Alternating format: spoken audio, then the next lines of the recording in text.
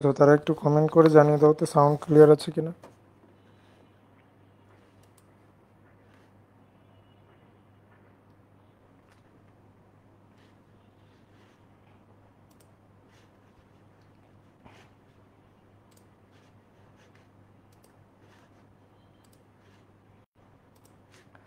আর যারা ফেসবুকে যুক্ত হয়েছে তারাও একটু কমেন্ট করে জানিয়ে দাও যে সাউন্ড ক্লিয়ার আছে কিনা।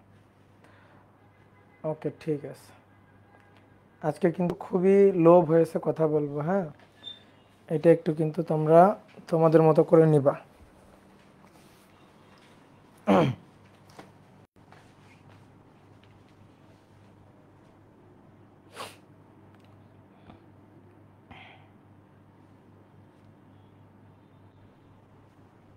ওকে ডিয়ার স্টুডেন্ট, আশা করি তোমরা সবাই ভালো আছো, সুস্থ আছো। তো তোমাদের স্থির তড়িতের আগে 2টা ক্লাস হয়েছে, তো আজকে দিয়ে স্থির তড়িতের 3য় ক্লাস। তো আজকে একটু আমি খুবই আস্তে আস্তে কথা বলবো। তোমরা অলরেডি দেখতে পাচ্ছ আমার এই সাইডটা কিন্তু একটু ফুলে আছে। আমার হচ্ছে কালকে দাঁতের আর কি যে ছোট্ট একটা সার্জারি, ওটা কালকে হয়েছে ঢাকাতে। আজকে আমি হচ্ছে বিকাল 4টার দিকে আর কি 4টার ফ্লাইটে রাজশাহীতে আসছি।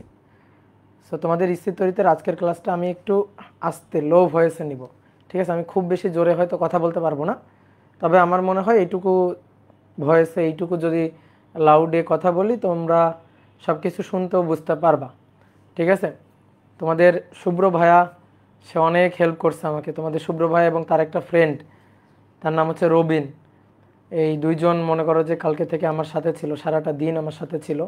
সেই সকাল থেকে, বলতে গেলে সকাল থেকে আজকে বিকাল পর্যন্ত তোমার শুভ্র ভাই এবং তার ফ্রেন্ড রবিন আমার সাথে ছিল। তো মোটামুটি এখন একটু সুস্থ আছি, শুধু এই সাইডটা একটু ফোলা আছে। তা আশা করি আজকের পর থেকে আস্তে আস্তে সব কিছু ঠিক হয়ে যাবে। ওকে, তো চলো আমরা শুরু করি। আমরা স্থির তড়িতের 2 নম্বর ক্লাসের লাস্টের দিকে যে টপিকটা পড়ছিলাম সেটা হচ্ছে তড়িৎ দ্বিমেরু। তো মোটামুটি তড়িৎ দ্বিমেরু আমাদের হয়ে গেছে। তো তড়িৎ দ্বিমেরুর জন্য আর একটা টপিক আছে, এইটা একটু আমাদের পড়তে হয়, সেটা হচ্ছে তড়িৎ দ্বিমেরুর জন্য টর্কের রাশিমালা। আমরা তড়িৎ দ্বিমেরুর জন্য একটু টর্কের রাশিমালাটা হিসাব করব।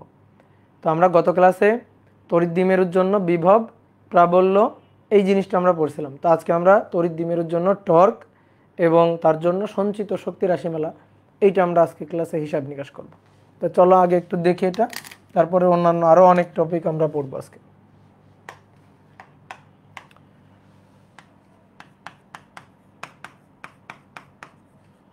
তড়িৎ দ্বিমেরুর জন্য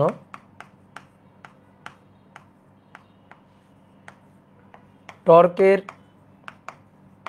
রাশিমালা, তড়িৎ দ্বিমেরুর জন্য টর্কের রাশিমালা। হ্যাঁ, তো মনে করো একটা তড়িৎ দ্বিমেরুকে আমরা একটা সুষম তড়িৎ ক্ষেত্রে রাখলাম। তো সুষম তড়িৎ ক্ষেত্র কীভাবে তৈরি করা যায়? ধরো এটা হচ্ছে একটা পজিটিভ চার্জের পাত, পজিটিভ চার্জের চার্জিত, আর এটা হচ্ছে একটা নেগেটিভ চার্জের পাত।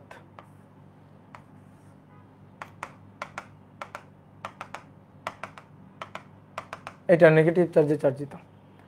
এই দুইটা পাতকে পাশাপাশি রাখা হবে। পাশাপাশি রাখলে এটা একটা সুষম তড়িৎ ক্ষেত্রের মতো আচরণ করে। এর মাঝখানে যে তড়িৎ ক্ষেত্রটা তৈরি হয় সেটা হচ্ছে সুষম তড়িৎ ক্ষেত্র, অর্থাৎ এর মাঝখানে প্রত্যেকটা বিন্দুতে তড়িৎ ক্ষেত্র সমান, ঠিক আছে? তড়িৎ ক্ষেত্র সমান। এবার আসো আমরা একটা তড়িৎ দ্বিমেরুকে এই তড়িৎ ক্ষেত্রের মধ্যে রাখবো। রাখলে কি হবে? রাখলে তড়িৎ দ্বিমেরুটা ঘুরে যাবে, তড়িৎ দ্বিমেরুটা ঘুরে যাবে। এখানে তড়িৎ ক্ষেত্র ডিরেকশনটা কোন দিকে হবে? তড়িৎ ক্ষেত্রের ডিরেকশন হচ্ছে পজিটিভ চার্জের পাত থেকে নেগেটিভ চার্জের দিকে, নেগেটিভ চার্জের পাতের দিকে। কিভাবে? তুমি এখানে +1 কুলম্ব চার্জ রাখো, তাহলে এই পজিটিভ চার্জের পাতটা এই +1 কুলম্ব চার্জকে বিকর্ষণ করবে, এই নেগেটিভ চার্জের পাতটা সেইটা আকর্ষণ করবে। তাহলে এই পজিটিভ চার্জটা এই বরাবর দৌড় দিবে। তাহলে তড়িৎ ক্ষেত্রে তড়িৎ বল রেখার ডিরেকশনগুলো হবে পজিটিভ চার্জ যেদিক বরাবর দৌড় দিবে সেদিক বরাবর। তো পজিটিভ চার্জ কিন্তু এভাবে দৌড় দিবে, ঠিক আছে? পজিটিভ চার্জ এই বরাবর দৌড় দিবে। এইটা হচ্ছে তড়িৎ ক্ষেত্রের ডিরেকশন। তাহলে এটা তড়িৎ ক্ষেত্রের ডিরেকশন ই। এবার এখানে একটা তড়িৎ দ্বিমেরু রাখলাম। তড়িৎ দ্বিমেরু কি? তড়িৎ দ্বিমেরু হচ্ছে দুইটা সমমানের বিপরীতধর্মী চার্জ খুবই অল্প দূরত্বে অবস্থান করে যে তড়িৎ ব্যবস্থা তৈরি করে। তো এইটা প্লাস কিউ চার্জ, এইটা মাইনাস কিউ চার্জ, এরা পরস্পর থেকে 2l দূরত্ব অবস্থান করে। তড়িৎ দ্বিমেরুর দূরত্বটাকে আমরা 2l দিয়ে লিখি, তাই না? তো 2l দূরত্ব অবস্থান করে যে তড়িৎ ব্যবস্থা তৈরি করে সেটা হচ্ছে তড়িৎ দ্বিমেরু। তড়িৎ দ্বিমেরুর জন্য একটা রাশি আছে, সেটা হচ্ছে তড়িৎ দ্বিমেরু ভ্রামক P = Q × 2l। আর যদি শুধু মানের কথা বলি তাহলে Q × 2l। এবং তড়িৎ দ্বিমেরু ভ্রামকের ডিরেকশন হবে নেগেটিভ চার্জ থেকে পজিটিভ চার্জের দিকে, নেগেটিভ চার্জ থেকে পজিটিভ চার্জের দিকে। এটা হচ্ছে তড়িৎ দ্বিমেরুর ভ্রামক P এর ডিরেকশন। তাহলে এটা P এর ডিরেকশন আর এটা E এর ডিরেকশন। E আর P এর মধ্যবর্তী কোণ হচ্ছে থিটা। এই যে এই কোণটা হচ্ছে E আর P এর মধ্যবর্তী কোণ। ভাইয়া সাউন্ড লেট করে আসে, আস্তে কথা কথা বলো, কি লিখছো বুঝিনি। সাউন্ড কি লেট করে যাচ্ছে? বলো তো, সাউন্ড কি লেট করে যাচ্ছে? না, ক্লিয়ার। আচ্ছা, সাউন্ড লেট করেও যদি যায়, সাউন্ড যাচ্ছে কিনা? সাউন্ড যাচ্ছে কিনা? যাচ্ছে তো, ওকে, তাহলেই হবে, ঠিক আছে, ওকে। দেখো আজকে হবে, সমস্যা হবে, আমি খুবই আস্তে আস্তে কথা বলতেছি, ঠিক আছে? আমি জোরে জোরে কথা আজকে বলতে পারবো না, এটুকু ভাবেই বলবো। আর আশা করি তুমি বুঝবা, এটুকু সাউন্ড তোমার ওই পর্যন্ত যাচ্ছে আশা করি, ঠিক আছে? তো এটা ই আর এটা পি, ই আর পি এর মধ্যবর্তী কোণ থিটা। এবার একটা জিনিস খেয়াল করো, দেখো এই যে প্লাস চার্জ, এই প্লাস চার্জের পাত এই প্লাস চার্জটাকে এদিকে ঠেলবে, মাইনাস চার্জের পাত এই প্লাস চার্জটাকে তার দিকে টানবে। আর এই মাইনাস চার্জের উপর বল দেখো, এই প্লাস চার্জ এই মাইনাস চার্জকে তার দিকে টানবে, আর এই মাইনাস চার্জকে ঠেলবে। তাহলে কত বলে ঠেলবে? ধরো এফ বল, এইটাকে কত বলে এদিকে ঠেলতেছে? ধরো এফ বল। দুইটা বল কি সেম? উত্তর হচ্ছে হ্যাঁ, কারণ এই তড়িৎ ক্ষেত্র এখানে মাঝখানে যে তড়িৎ ক্ষেত্র তার মান কত? ই, আর চার্জের মান কত? কিউ। তাহলে এফ ইকুয়াল টু কত হবে? এফ ইকুয়াল টু হবে ই ইন্টু কিউ। তো এইটা হচ্ছে বলের মান, তো এই বলের মান সেম। এবার কি হবে?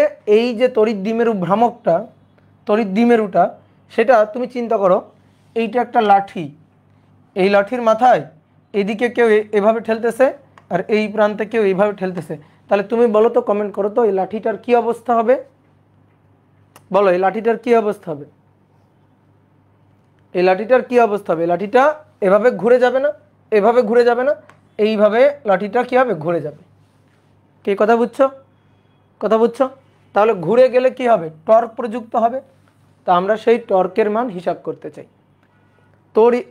আমরা নিউটনিয়ান বলবিদ্যা অধ্যায়ে আমি নিয়েছিলাম। সো আমার মনে আছে, আমি ওখানে একটা টপিক পড়াইছিলাম, সেটা হচ্ছে দ্বন্দ্ব। ঠিক আছে, মনে আছে? দ্বন্দ্ব পড়াইছিলাম। দ্বন্দ্ব কি? কোনো বস্তুর উপর যদি সমমানের তিনটা শর্ত, দ্বন্দ্ব প্রযুক্ত হওয়ার শর্ত তিনটা, ঠিক আছে? সেটা হচ্ছে সমমানের বল,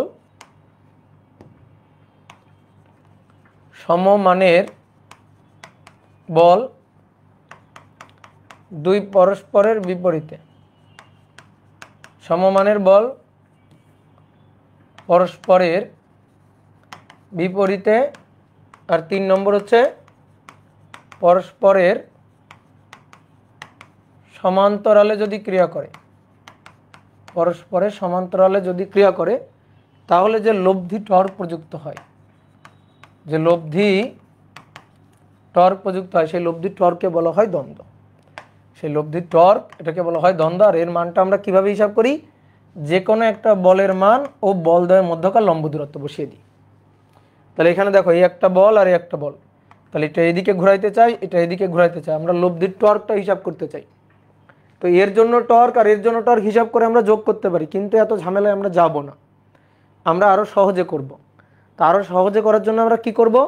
যেহেতু দুইটা সমমানের বল এবং দেখো পরস্পরের সমান্তরালে, দেখো খেয়াল করো, দেখো পরস্পরের সমান্তরালে ক্রিয়া করতেছে এবং পরস্পরের বিপরীতমুখী হয়ে ক্রিয়া করতেছে, তাহলে সেই ক্ষেত্রে যে লব্ধি টর্ক প্রযুক্ত হবে তাকে বলা হবে দ্বন্দ্ব।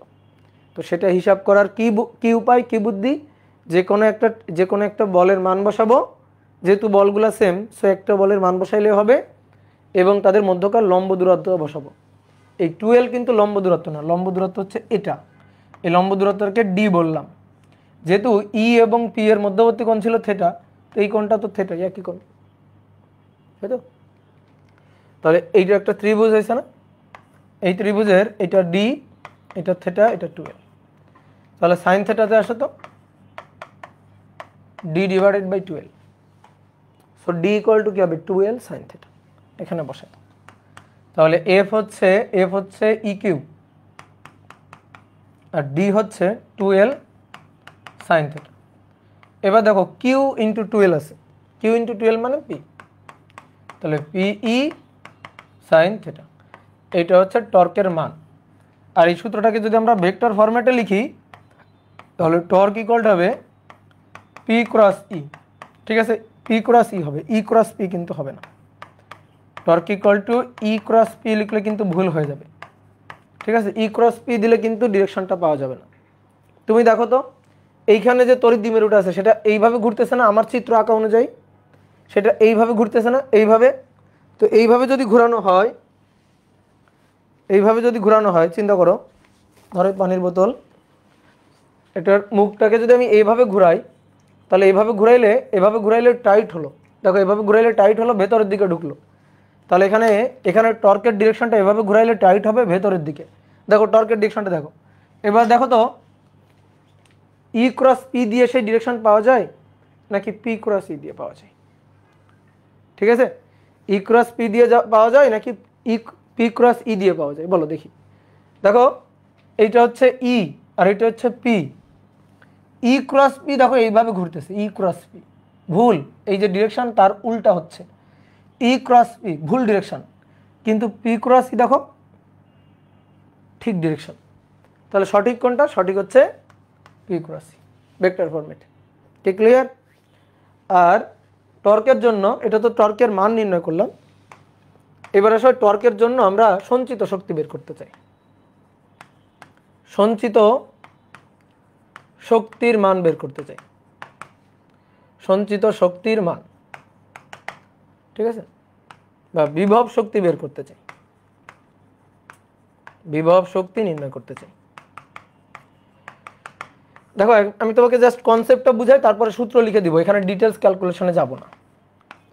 মনে করো একটা স্প্রিং তার শিথিল অবস্থায় আছে, জাস্ট কনসেপ্টটা ভালো করে বুঝো। এই স্প্রিংটা শিথিল অবস্থায় আছে, এর মধ্যে কোনো বিভব শক্তি জমা আছে না, নেই।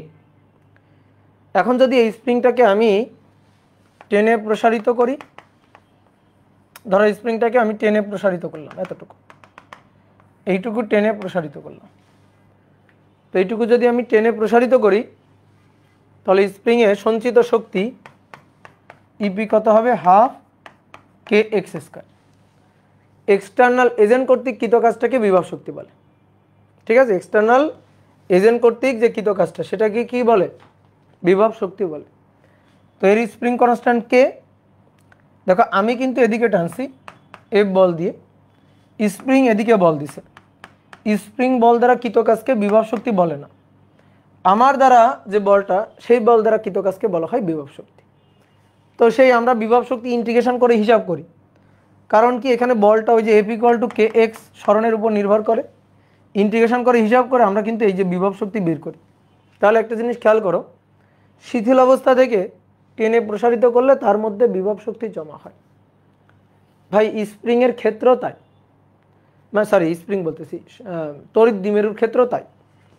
একটা তড়িৎ দ্বিমেরুকে তুমি যদি তড়িৎ ক্ষেত্রের মধ্যে এটা প্লাস চার্জের পাত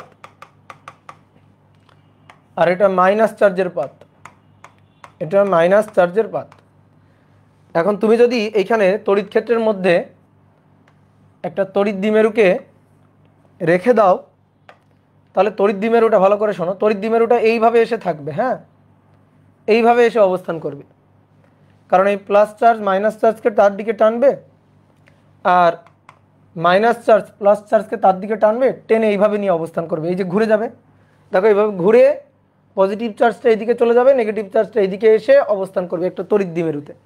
ওকে, এখন আমি যদি এই অবস্থা, এটা তার শিথিল অবস্থা, স্প্রিংয়ের যেমন শিথিল অবস্থা ছিল, এই যে এটা শিথিল অবস্থা, আমি যদি এখন এই অবস্থা থেকে স্প্রিংটাকে ঘুরাই, সরি স্প্রিং বলতেছি, তড়িৎ দ্বিমেরুটাকে ঘুরায় আমি যদি এই পয়েন্টে নিয়ে রাখি, এই যে মাইনাস কিউ, এটা প্লাস কিউ। আমি যদি এই পয়েন্টে নিয়ে রাখি, এই যে তড়িৎ দ্বিমেরু ভ্রামক পি, যদি এভাবে ঘুরাই, থিটা কোণে যদি ঘোরানো হয়, তাহলে এর মধ্যে বিভব শক্তি জমা হবে। কে ঘোরাবে?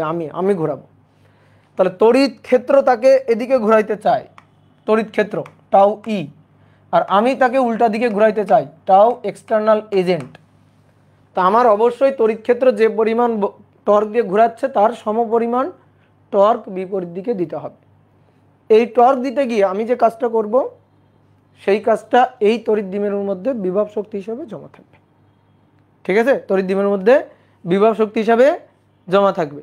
ওকে, তা আমরা সেই বিভব শক্তিটা বের করতে চাই। কত কোণে ঘোরানো হয়েছে? থিটা কোণে ঘোরানো হয়েছে। তাহলে এক্সটার্নাল এজেন্ট কর্তৃক কৃত কাজ, এক্সটার্নাল এজেন্ট কর্তৃক কৃত কাজ WEXT integration of tau EXT D theta. বুঝছো কেন? কারণ কৃত কাজের সূত্র আমরা কি পড়ি? এফ ডিএস কস থিটা পড়ি না, বা এফ ডট ডিএস পড়ি না? তো এটা কার জন্য? সরণের জন্য, বল প্রয়োগে সরণ হলে।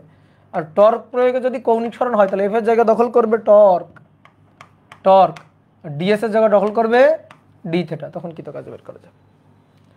তাহলে টাউ EXT এইটা হচ্ছে, এই যে একটু আগে হিসাব করলাম, PE সাইন থিটা মান, আর ডি থিটা। দেখো যেদিকে আমি ঘোরাচ্ছি সেদিকেই কিন্তু ঘুরতেছে, থিটাও কিন্তু একই দিকে। তাহলে থিটা এবং টাউ EXT তাদের মধ্যবর্তী কোণ 0 ডিগ্রি, সো এখানে কোনো মাইনাস আসবে না, মানে cos 0 ডিগ্রি আর কি। বুঝতে পারছো? cos 0 ডিগ্রি আর কি, এখানে cos 0 ডিগ্রি আর কি। এবার থিটা ইনিশিয়াল নর্মালি 0। এই যে যখন ই আর পি একই দিকে থাকবে, এই যে পি একই দিকে, দেন 0 থেকে থিটা কোণে ঘোরানো হয়েছে। তা আমি থিটা ইনিশিয়াল থিটা ফাইনাল দিয়েই লিখলাম। তাহলে PE বাইরে গেল, সাইন থিটা মানে সাইন থিটাকে ইন্টিগ্রেট করলে মাইনাস কস থিটা, তার লোয়ার লিমিট থিটা ইনিশিয়াল, আপার limit theta final, minus PE cos theta final minus cos theta initial. সুন্দর করে যদি সাজায় লিখি, তাহলে মাইনাসটাকে ভিতরে পাঠিয়ে দাও, তাহলে PE cos theta initial minus cos theta final. এবার শোনো, খুব মনোযোগ দিয়ে শোনো, এটাই হচ্ছে বিভব শক্তি। EP বা ইউ বিভিন্ন বইতে বিভিন্নভাবে লেখে, তুমি সূত্রটা সুন্দর করে মুখস্থ করে নেবা। যদি একাডেমিতে কেউ এই টপিকগুলার ডেরিভেশন দেখে না থাকো, তো একবার জাস্ট দেখে নিলা, শেষ। ঠিক আছে? এটা মুখস্থ করারও দরকার নাই, খুব ডিপলি মাথায় ঢুকানোরও কোনো দরকার নেই। তোমার লাগবে লাস্টের সূত্রটা। তুমি যদি একাডেমিতে স্কিপ করে আসো, সো স্কিপ করো ডেরিভেশন, কোনো সমস্যা নেই। ঠিক আছে? তোমাকে আমি বুঝতেই হবে এমন বলতেছি না, দরকারই নেই এখন। তুমি শুধু এই সূত্রটা মাথায় রাখবা যে তড়িৎ দ্বিমেরুর ক্ষেত্রে যদি কৃত কাজ বা বিভব শক্তি বা স্থিতি শক্তি চাই, তাহলে এইটা হচ্ছে সূত্র। তাহলে PE cos theta initial minus cos theta final. তাহলে থিটা ইনিশিয়াল হচ্ছে আদিতে কোণ কত, আর থিটা ফাইনাল হচ্ছে কত কোণে তুমি ঘুরাইছো। কি কথা বুঝছো? ক্লিয়ার? তাহলে কোণ দুইটা সুন্দর করে আমাদের যদি জানা থাকে, আমরা এখানে বসাই দিব, আর PE তো জানি। ঠিক আছে? তাহলে এইটা হচ্ছে কৃত কাজ বা বিভব শক্তির সূত্র। তো চলো দেখি একটা সৃজনশীল প্রশ্ন করি। দেখো এই দুইটা সূত্র, এই একটা সূত্র PE সাইন থিটা টর্কের সূত্র, আর টর্কের জন্য বিভব শক্তির সূত্র, এই দুটো কিন্তু মাথায় রাখবা। তো আমাদের নর্মালি এই টপিক থেকে কিন্তু সৃজনশীল প্রশ্ন এই পর্যন্ত আসে নাই। তা আসা একটা ছোট্ট সৃজনশীল প্রশ্ন করে রাখি, যাতে পরীক্ষা আসলে কোনো সমস্যা না হয়। ধরো আমি একটু আসতেছি।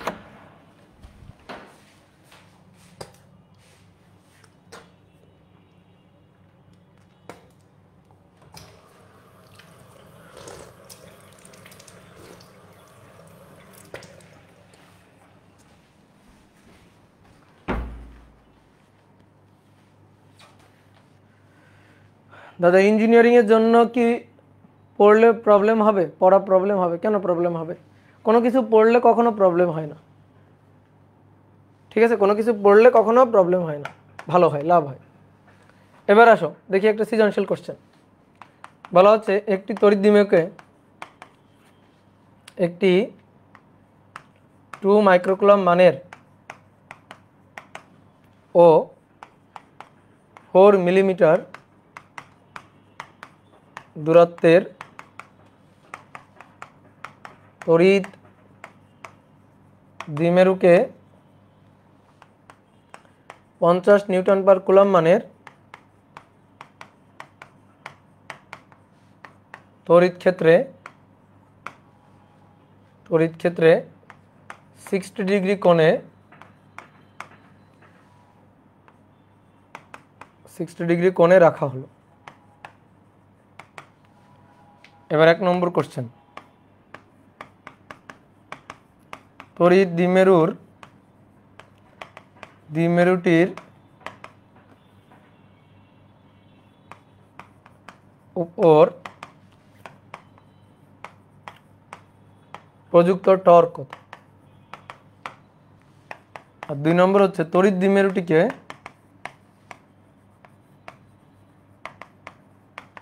তার আদি অবস্থা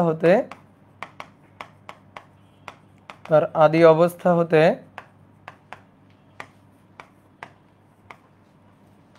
তড়িৎ ক্ষেত্রের সাথে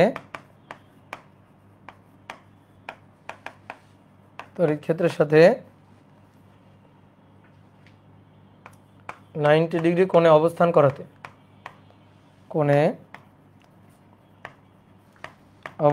করাতে কৃত কাজ কত? ঠিক আছে, এটা হচ্ছে প্রশ্ন। তাহলে কি বলছে, একটা তড়িৎ দ্বিমেরুকে চিত্র আঁকে, একটু দেখো।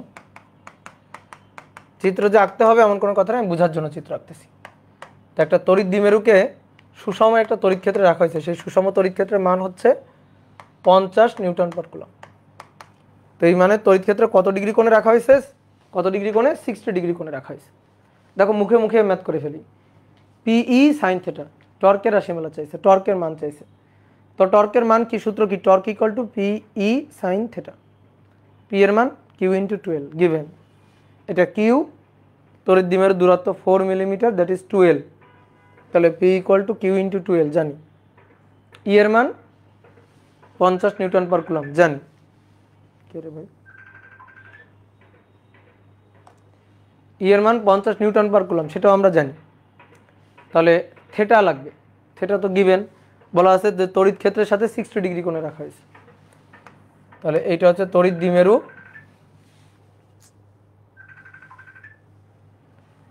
এটা হচ্ছে তড়িৎ দ্বিমেরু, এটা পি, এটা হচ্ছে ই, এই কোণটা থেটা। তো এই থেটা হচ্ছে 60 ডিগ্রি। তাহলে 1 নম্বর কোশ্চেন হচ্ছে torque E sine theta, P equal to Q into 12 E sine theta. Q এর মান 2 into 10 to the power -6, just খালি সূত্র খাটানো। 12 এর মান দেখো, এত মিলিমিটার দূরত্ব, এটাই কিন্তু 12।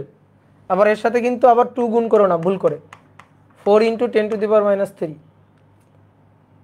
ই এর মান 50 আর সাইন থিটার মান 60 ডিগ্রি। তাহলে সাইন থিটার মান 60 degree. 2 exponential function -6 into 4 exponential function -3 গুণ 50 গুণ সাইন 60 ডিগ্রি। তাহলে এখান থেকে আসবে, যদি সাইন্টিফিক মেথডে নিয়ে নিই, 3.46 ইন্টু 10 টু দি পাওয়ার -7 এত newton metre, that is torque. হয়েছে না সবার? বলো, ঠিক আছে? Okay, good. এবার আসো 2 নম্বর। 2 নম্বর কি বলছে দেখো, এই কোণটা কত? 60 ডিগ্রি না? এবার বলছে তড়িৎ দ্বিমেরুটাকে তার আদি অবস্থা থেকে, অর্থাৎ 60 ডিগ্রি থেকে তড়িৎ ক্ষেত্রের সাথে 90 ডিগ্রি কোণে অবস্থান করাতে, তড়িৎ ক্ষেত্রের সাথে 90 ডিগ্রি কোণে অবস্থান করাবো। তো অবস্থান করাতে কৃত কাজ কত সেটা চাইছে। তাহলে থেটা 1 হচ্ছে 60 ডিগ্রি, সেইখান থেকে নিব হচ্ছে থেটা 2 90 ডিগ্রি। দিন শেষে সূত্র সব কিছু ঠিক আছে। যদি কখনো ধরো কনসেপ্ট কঠিন লাগতেছে, বুঝতেছি না, অ্যাটলিস্ট সূত্রটা মুখস্থ করে নিবা, সূত্রটা পড়ে নিবা। এটা ভালো ভালো জিনিস না, এই জিনিসটা মানে ধরো এক প্রকার দুর্নীতি, যে কোনো কিছু না বুঝে মুখস্থ করা। কিন্তু কথা হচ্ছে কি, এখন পরীক্ষায় মার্ক পাইতে গেলে এই সকল দুর্নীতি জায়েজ আছে। তো এই কারণে ভালো করে সূত্রটা মুখস্থ করে নিলাম, নিয়ে সূত্রের কোন জিনিসটা কী মিন করে, ম্যাথ কীভাবে করতে হয়, এইটা একটু জানা থাকলে তোমার কাছে কিন্তু সহজ লাগবে। ঠিক আছে, ডেরিভেশন পড়তে হবে, ডেরিভেশন এখন জানতেই হবে, এমন কিন্তু ধরা বাঁধা কোনো কথা নেই এই সময় এসে। বাট তুমি যদি ফার্স্ট ইয়ারের স্টুডেন্ট হইতে, তাহলে তোমরা বলতাম আগে ডেরিভেশন সুন্দর করে বোঝো, পড়ো, দেন তুমি ম্যাথ সলভ করবা। ঠিক আছে, আমার কথা বুঝছো?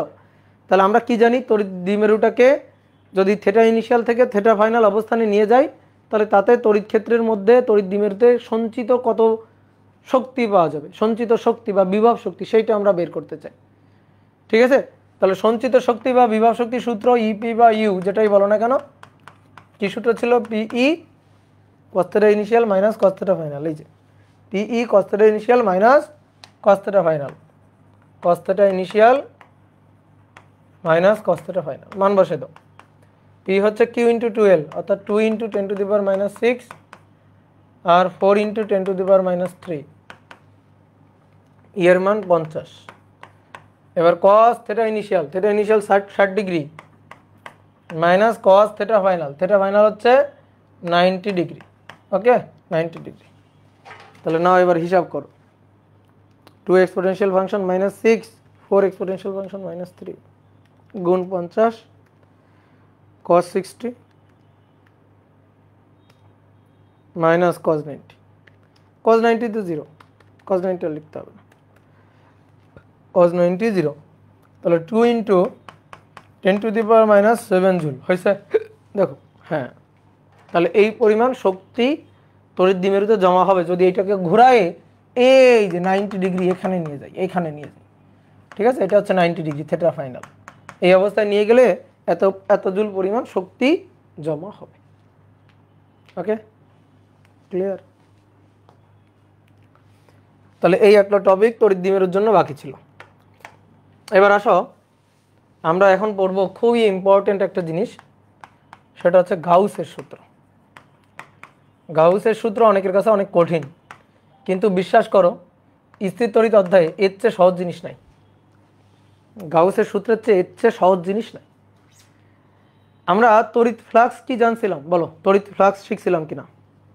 যে কোনো একটা তলের মধ্য দিয়ে অবিলম্বভাবে অতিক্রমকারী তড়িৎ বলরেখার সংখ্যাকে তড়িৎ ফ্লাক্স বলে। ধরো এখানে একটা চার্জ আছে, আমি একটা সুষম তড়িৎ ক্ষেত্র দিয়েই দেখাই। এটা হচ্ছে পজিটিভ চার্জের একটা পাথ, আর এটা নেগেটিভ চার্জের একটা পাথ। মাঝখানে এরকম একটা ক্ষেত্র রাখা হয়েছে, একটা ক্ষেত্রফল, ছোট্ট একটা ক্ষেত্রফল মাঝখানে রাখা হয়েছে। এই তাহলে এখান থেকে এগুলো হচ্ছে তড়িৎ বল রেখা, এগুলো হচ্ছে তড়িৎ বল রেখা।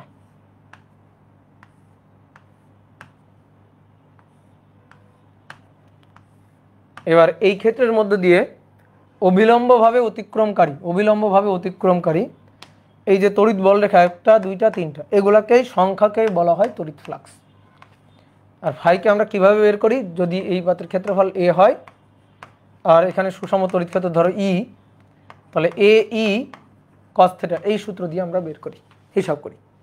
ঠিক আছে, ডট গুণ এ ই cos θ, থিটা হচ্ছে এ আর ই এর মধ্যবর্তী কোণ, এর ডিরেকশন হবে তলের লম্ব বরাবর, এটা এ আর এটা ই, তাহলে এ আর ই এর মধ্যবর্তী কোণ সবসময় 0 ডিগ্রি হবে এমন কোনো কথা নেই। তো এটা হচ্ছে ডট গুণ A dot E, phi equal to A dot E dot গুণ। ঠিক আছে, এটা হচ্ছে সূত্র। এইবার শোনো, যদি কখনো সুষম তড়িৎ ক্ষেত্র না হয়, এটা তো সুষম তড়িৎ ক্ষেত্র, এটা একটা কেমন তড়িৎ ক্ষেত্র বলো? কেমন তড়িৎ ক্ষেত্র? সুষম তড়িৎ ক্ষেত্র। সুষম তড়িৎ ক্ষেত্র মানে কি? মানে সব বিন্দুতে তড়িৎ ক্ষেত্রের মান সমান। এই যে এইখানে মাঝখানে সব বিন্দুতে তড়িৎ ক্ষেত্রের মান সমান, তাহলে তাকে বলা হয় সুষম তড়িৎ ক্ষেত্র। কিন্তু যদি অসম তড়িৎ ক্ষেত্র হয়, অসম তড়িৎ ক্ষেত্র যদি হয়, অসম তড়িৎ ক্ষেত্র, তাহলে সেইখানে আমরা তড়িৎ ফ্লাক্স কেমনে বের করতে পারি? মনে করো অসম তড়িৎ ক্ষেত্রে এইটা হচ্ছে একটা সারফেস,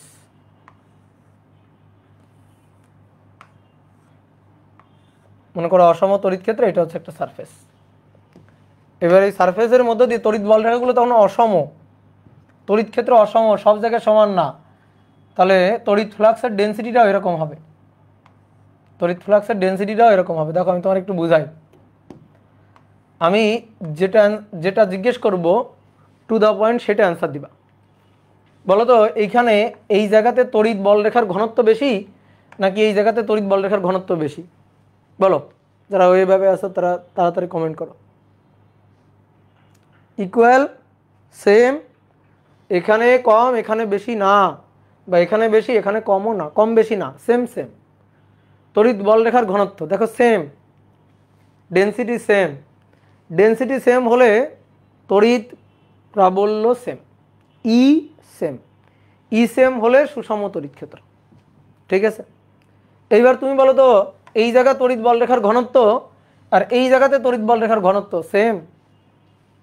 বলো, তড়িৎ বলরেখার ঘনত্ব সেম না, এইখানে ঘনত্ব বেশি আর এইখানে ঘনত্ব কম।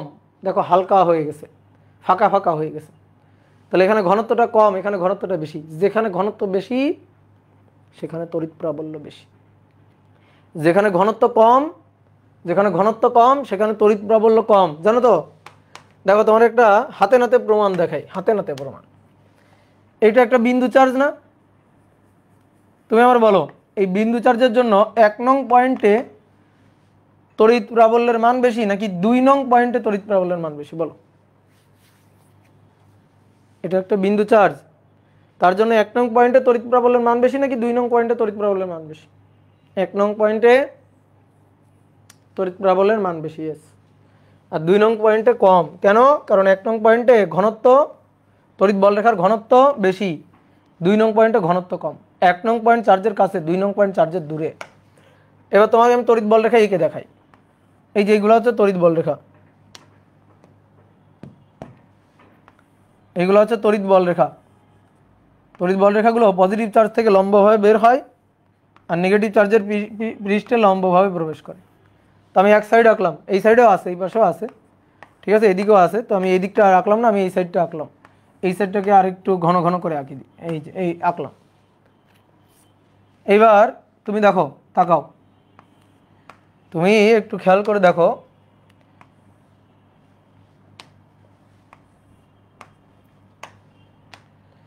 এটা হচ্ছে তুমি,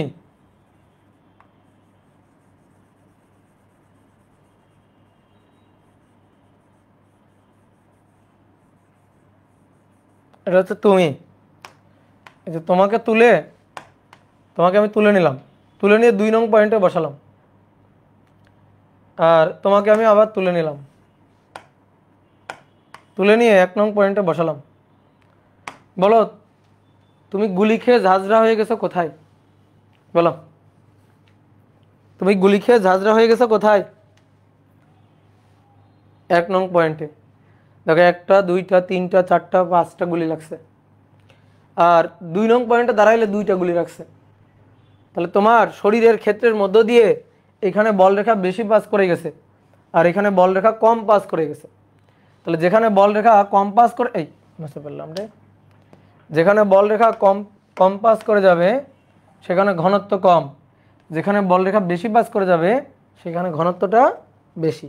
তাহলে এখানে ঘনত্ব বেশি বলেই প্রাবল্য বেশি, আর এখানে ঘনত্ব কম বলে প্রাবল্য কম। কে কথা হচ্ছে 2 মার্কের প্রশ্নে আসলে এরকমভাবে ব্যাখ্যা দিয়ে দিও।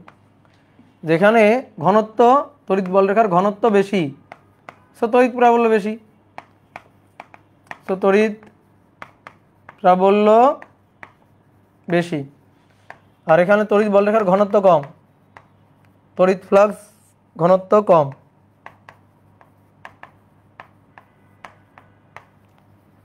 ফলে তড়িৎ প্রাবল্য কম, প্রাবল্য ও কম। বুঝতে পারছো?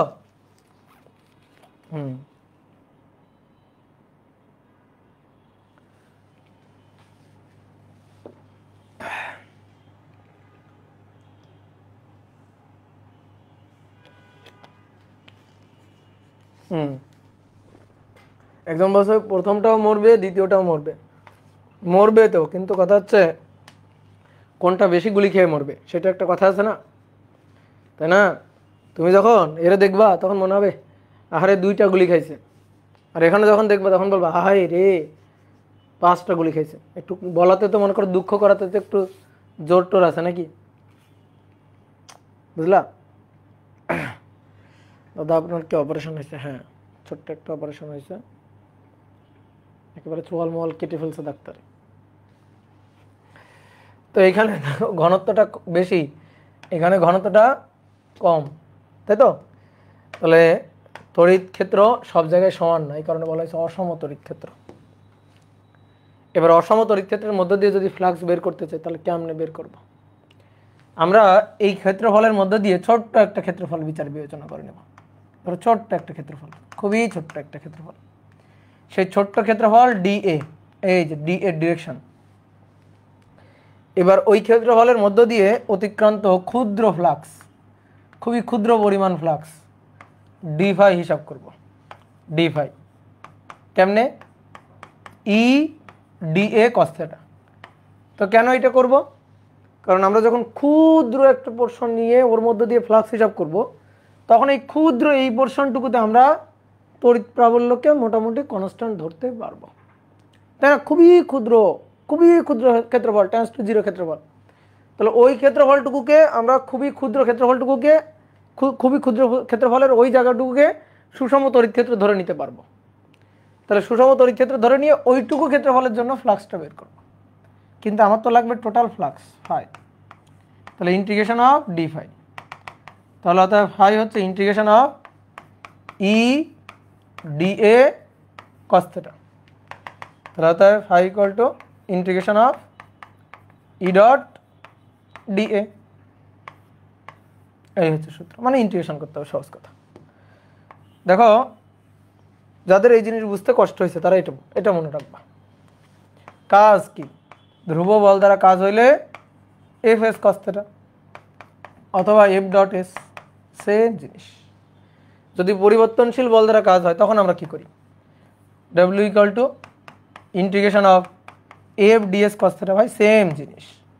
তাহলে integration of F dot DS, দেখো মিলে যায়। কি কথা বুঝছো?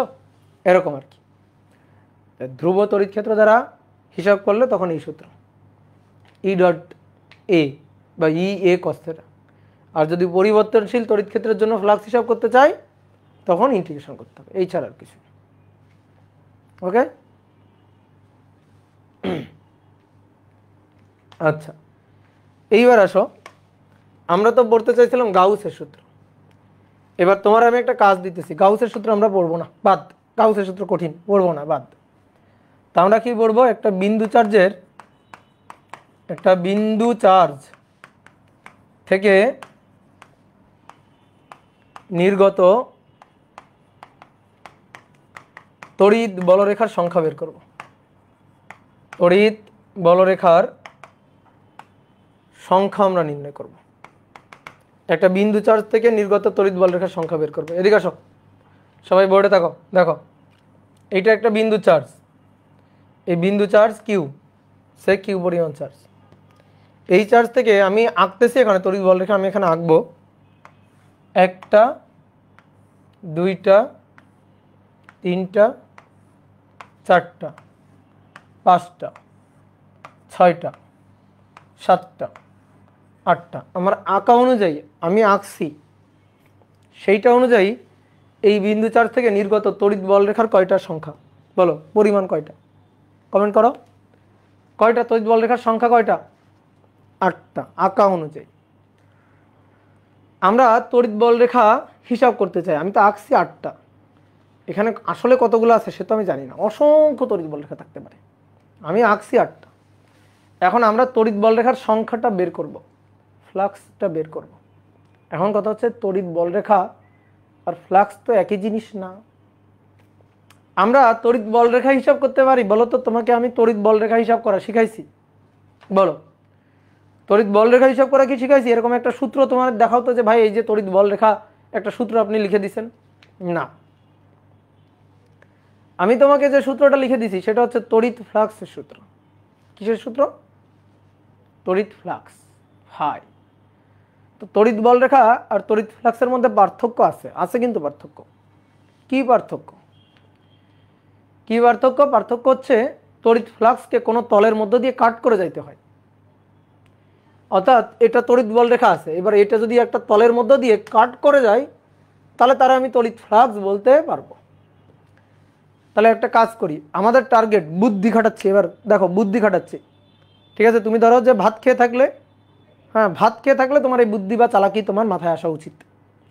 দেখো কি এখানে যে কটা আছে সে কটা তড়িৎ বল রেখা, কারণ আমাদের তড়িৎ বল রেখা হিসাব করতে হবে, কিন্তু আমরা তো তড়িৎ বল রেখা হিসাব করার কোনো সূত্র জানি না। তাহলে আমরা একটা কাজ করতে পারি, আমরা তো ফ্লাক্স হিসাব করতে পারি, তাই না? ফ্লাক্স হিসাব করতে পারি। তাহলে আমরা ফ্লাক্স হিসাব করতে পারি।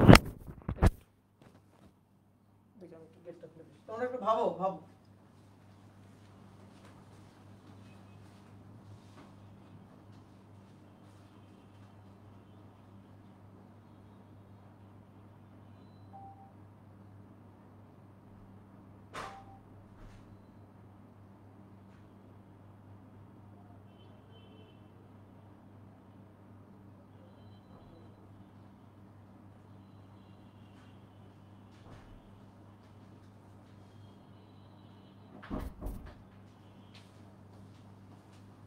কি ভাবছো?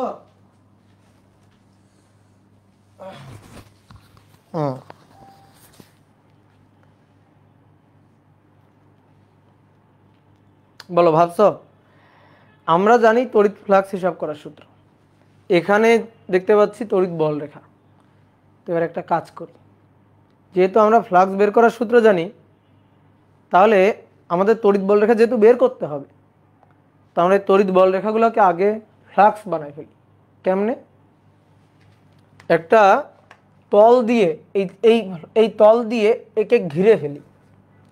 ঘিরে ফেললে কি হবে, তখন এই যে বল রেখাগুলো আছে এই বল রেখাগুলোকে ওই তলের মধ্য দিয়ে কাট করে বের হইতে হবে।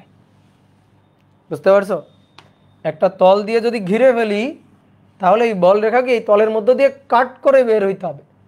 এবার দেখো এই তল দিয়ে আমি যদি বলি নাও এই তল দিয়ে, এই যে একটা গোলক তল দিয়ে ঘিরে ফেলছি, এই তল দিয়ে নির্গত ফ্লাক্স বের করো। তাহলে তুমি একটু গুণে বলো, সূত্র হিসাব পরে করিও, গুণে বলো তো। এই গোলকের তল ফুঁড়ে ফুঁড়ে বের হও ফ্লাক্স কয়টা? বলো ফ্লাক্স কয়টা? 8টা। আর এই চার্জ থেকে যদি এই গোলক নাও থাকে তাহলে নির্গত তড়িৎ বলরেখার সংখ্যা কয়টা? 8টা, তাই তো? তাহলে 8টা আমি হিসাব করতে পারতেছিলাম না, বলরেখা হিসাব করতে পারতেছিলাম না, আমি কি হিসাব করতে পারি? আমি ফ্লাক্স হিসাব করতে পারি। তাহলে আমি তড়িৎ বলরেখাগুলোকে তড়িৎ ফ্লাক্স বানাই ফেললাম। এবার তো আমি ফ্লাক্সের সূত্র জানি যে ফাই ইকুয়াল টু এই কস থিটা, এটা তো আমি জানি। তাহলে আমি চট করে এই সূত্র খাটায় ফেলবো, খাটায় ফ্লাক্স বের করে ফেলবো। এবং আমি যে ফ্লাক্সটা বের করব সেটাই হবে এই যে বিন্দু চার্জ, এই চার্জ দিয়ে নির্গত তড়িৎ বল রেখার সংখ্যা। বুঝতে পারছো? চালাকি লেভেলটা বুঝছো? এখন মনে করো কেউ একজন কি করলো, তল দিয়ে ঘিরলো কিন্তু তার তলটা ছিদ্র, এরকম একটা ছিদ্র আছে তলে, এরকম একটা ছিদ্র আছে তলে। বলো হবে? বলো হবে? তখন কি এই তল দিয়ে নির্গত ফ্লাক্সকে আমি এই চার্জ থেকে নির্গত তড়িৎ বল রেখার সংখ্যা বলতে পারবো না, কারণ তখন এখান থেকে কিছু বল রেখা পাস করে যাবে, সেই বল রেখাগুলা কিন্তু ফ্লাক্স হবে না। তাহলে তুমি এবার বলো তো কেমন তল দিয়ে ঘিরতে হবে? কেমন তল, কেমন তল দিয়ে ঘিরতে হবে? একটা আবদ্ধ তল, একটা বদ্ধ তল, যে তল দিয়ে যে তল দিয়ে ঘিরলে পরে এই চার্জটাকে বাইরে থেকে দেখা যাবে না, এই চার্জ যেন বাইরের আলো বাতাস দেখতে না পারে, এমন এমন একটা তল দিয়ে ঘিরে ফেলতে হবে। তাহলে এই চার্জ থেকে নির্গত এমন একটা বলরেখাও থাকবে না যে এই তলের মধ্য দিয়ে পাস করবে না, সবাইকেই পাস করতে হবে। তাহলে এমন একটা তল দিয়ে ঘিরতে হবে যে তলটা হবে বদ্ধ, চার্জকে আটকায় ফেলতে হবে, বদ্ধ করে ফেলতে হবে। বুঝছো? একটা বদ্ধ করে ফেলতে হবে। এবার কথা হচ্ছে কি ভাই, যে তল দিয়ে ঘিরবো সেটা গোলক হবে নাকি ঘনক হবে নাকি কোনক হবে নাকি একটা পলিথিনের প্যাকেট, সেই প্যাকেট দিয়ে চার্জকে আটকায় ফেলবো, কি হবে? তো কথা হচ্ছে আমরা আপাতত কি আঁকছি? আপাতত কি আঁকছি? আপাতত গোলক আঁকছি না? গোলক তল দিয়ে ঘিরতে হবে। তল তো ফাঁপা হবেই, তল ফাঁপা হবে, এটা গোলক নিরেট টিরেট কিছু না, ঠিক আছে? এটা ফাঁপা হবে, ফাঁপা। ঠিক আছে, হাওয়া হবে। অনেকে বলতেছে নিরেট, এই নিরেট কেমনে হয়? নিরেট দিয়ে তো আমরা ঘিরি না, আটকাই ফেলতে হবে, ঘিরে ফেলতে হবে এমন একটা তল দিয়ে। তো তল মানে বোঝো ভালো করে, তল মানে তো পাতলা তল, ঠিক আছে। হ্যাঁ, তো আমরা গোলক দিয়ে ঘিরছি। এইবার একটা জিনিস বলো, এই গোলক দিয়ে ঘিরলে বললে এই গোলক দিয়ে নির্গত ফ্লাক্স কত আমরা বের করতে চাই। তো তুমি দেখো এই চার্জ থেকে এই গোলকের এই পয়েন্টের দূরত্ব আর, এখান থেকে এই পয়েন্টের দূরত্ব আর, এখান থেকে এই পয়েন্টের দূরত্ব আর। তাহলে এই পয়েন্টে তড়িৎ প্রাবল্য, এই পয়েন্টে তড়িৎ প্রাবল্য, এই পয়েন্টে তড়িৎ প্রাবল্য সেম নাকি আলাদা? বলো, সেম নাকি আলাদা? সেম। তাহলে কেমন তড়িৎ ক্ষেত্র? এই গোলকের উপর প্রত্যেকটা পয়েন্টের তড়িৎ প্রাবল্য সেম। তাহলে এটা কেমন তড়িৎ ক্ষেত্র? সুষম না অসম? সুষম। তাহলে সুষম তড়িৎ ক্ষেত্রের জন্য ফ্লাক্স বের করার সূত্র কি? এ ই কস থিটা। আসো, তাহলে এ এর মান বসাবো, ই এর মান বসাবো, তাদের মধ্যবর্তী কোণের কস থিটা বসাবো। ভালো করে এবার বোর্ডে তাকাও, লেখা বাদ। তাহলে আমরা প্রথমে আসো এ আর ই এর কোণ দেখি। আগে এ আর ই এর কোণ দেখি। দেখো, যেখানে প্রাবল্য দরকার হয় সেখানে একক ধনাত্মক চার্জ রাখতে হয়। তো এখানে একক ধনাত্মক চার্জ রাখলাম। তাহলে একক ধনাত্মক চার্জ রাখলে এই বরাবর ধাক্কা খাবে না, এই চার্জ এই বরাবর বিকর্ষণ করবে। তাহলে এটা হচ্ছে প্রাবল্যের ডিরেকশন। এখানেও প্লাস 1 কুলম্ব চার্জ রাখলাম, এই চার্জটাই প্লাস 1 কুলম্ব চার্জকে এইভাবে ধাক্কা দিবে। তাহলে এইটা হচ্ছে প্রাবল্য ই এর ডিরেকশন। এখানেও প্লাস 1 কুলম্ব চার্জ রাখলাম, এই চার্জটাই প্লাস 1 কুলম্ব চার্জকে বিকর্ষণ করবে, ধাক্কা দিবে এই বরাবর। এটা হচ্ছে তড়িৎ প্রাবল্য ই এর ডিরেকশন। কথা বুঝছো? ই কিন্তু সব সেম, কেন? কারণ দূরত্ব সেম, আর সেম, আর। তাহলে যেহেতু দূরত্বগুলো সেম, এই পয়েন্ট এই পয়েন্ট এই পয়েন্টের জন্য এই চার্জের জন্য প্রাবল্য সেম হবে। ই ইকুয়াল টু 1/4 পাই, কামড় লাগলো, equal to 1/4 pi epsilon naught Q divided by হবে আর স্কয়ার। ওকে, তাই তো? তাহলে আসো এখানে মান বসাবো, equal to 1/4 pi epsilon naught Q divided by R square. এর মান এই যে গোলক সারফেস পুরোটার ক্ষেত্রফল। গোলকের ক্ষেত্রফল বলো, এর মান বলো, তোমরা বলো। গোলকের ক্ষেত্রফল বলো। গোলকের এই যে তল, এই তলের ক্ষেত্রফল, তলের ব্যাসার্ধ আর, গোলকের ক্ষেত্রফল 4 পাই আর স্কয়ার। এখন বলে পাই আর স্কয়ার, ওর ধরে মার দাও তো, ও বৃত্ত আর গোলক চিনে না। এইবার আসো আমরা কোণ চাই, কোণ। তো তুমি দেখো তো এখানে যদি এরকম একটা ছোট্ট সারফেস চিন্তা করি, তো এই সারফেসের সাথে তড়িৎ প্রাবল্য, সারফেসের ডিরেকশন কোন দিকে হয়? তলের ডিরেকশন কোন দিকে হয়? তলের লম্ব বরাবর, তলের লম্ব বরাবর। তাহলে এই যে তল, এই তলের ডিরেকশন কোন দিকে হবে? তলের লম্ব বরাবর, উপরের দিকে তলের ডিরেকশন, তলের ডিরেকশন হবে তলের লম্ব বরাবর। এই যে তলের লম্ব বরাবর এর ডিরেকশন, এখানেও তাই। দেখো সেম, প্রত্যেকটা জায়গায় সেম। এই যে তলের ডিরেকশন এ লম্ব বরাবর। তাহলে এ আর ই এর মধ্যবর্তী কোণ 0 ডিগ্রি, এ আর ই এর মধ্যবর্তী কোণ 0 ডিগ্রি। কি ক্লিয়ার? তাহলে মধ্যবর্তী কোণ 0 ডিগ্রি হলে cos 0, cos 0 ডিগ্রি। 4 পাই কাটা, আর স্কয়ার কাটা, আর cos 0 1, তাহলে Q divided by epsilon naught. তাহলে এইটা হচ্ছে ফ্লাক্স বের করার সূত্র। তাহলে এই চার্জ থেকে নির্গত তড়িৎ বল রেখা বা ফ্লাক্সের সংখ্যা এটাই হবে। কি কথা বুঝছো? তাহলে চার্জের যে মান, সেই মানকে এপসাইলন নট দিয়ে ভাগ দিবা। এইবার তুমি বলো দেখি তোমার কেমন বুদ্ধি। এই তল দিয়ে নির্গত ফ্লাক্স বেশি, এই গোলাপি তলটা দিয়ে নির্গত ফ্লাক্স বেশি, নাকি আমি যদি এই চার্জকে এরকম একটা ছোট্ট সবুজ তল দিয়ে ঘিরতাম তাহলে নির্গত ফ্লাক্স বেশি? বলো। Same, same. কোন তল দিয়ে ঘিরতেছো তার উপর ফ্লাক্স ডিপেন্ড করে না। ম্যাথমেটিক্যালি যদি বুঝতে চাও, দেখো সূত্র, phi equal to Q by epsilon naught. কোন তল দিয়ে ঘিরতেছো তার উপর কিচ্ছু ডিপেন্ড করে? আছে, সেখানে ব্যাসার্ধ আছে। দেখো আর স্কয়ার কাটাকাটি হয়ে গেছে। তাহলে ব্যাসার্ধের উপর ডিপেন্ড করে না, ব্যাসার্ধের উপর ডিপেন্ড করে না। কথা বুঝছো? আমি যদি এই ছোট্ট সবুজ তল দিয়ে ঘিরি, তা দিয়েও নির্গত ফ্লাক্স গোনো না তুমি ভাই, গোনো। মজার ব্যাপার এখানে 1 2 3 4 5 6 7 8 সবুজ তল দিয়ে নির্গত ফ্লাক্স 8টা, গোলাপি তল দিয়েও নির্গত ফ্লাক্স অবশ্যই 8টা। কি কথা বুঝছো? এইবার তুমি আমরা বের করে দিতে পারবা? দেখি তোমাদের কেমন বুদ্ধি। এখানে একটা কিউ পরিমাণ চার্জ আছে, প্লাস কিউ চার্জ। এবার এই চার্জটাকে আমি আঁকা বাঁকা একটা পলিথিনের প্যাকেট দিয়ে ঘিরে ফেলছি, ঠিক আছে, একটা ঠোঙ্গা দিয়ে ঘিরে ফেলছি, একটা ঠোঙ্গা দিয়ে ঘিরে ফেলছি, আঁকা বাঁকা তল, এরকম একটা তল দিয়ে ঘিরে ফেলছি। এবার বলো এই তল দিয়ে নির্গত ফ্লাক্স কয়টা হবে দেখি বলো। এইবার কিন্তু হিসাব করা খুবই খুবই খুবই খুবই ঝামেলা। কেন ঝামেলা জানো? কেন খুবই খুবই ঝামেলা জানো? কারণ এবার দেখো এই ক্ষেত্রফলের প্রত্যেকটা পয়েন্টে তড়িৎ প্রাবল্য সমান না।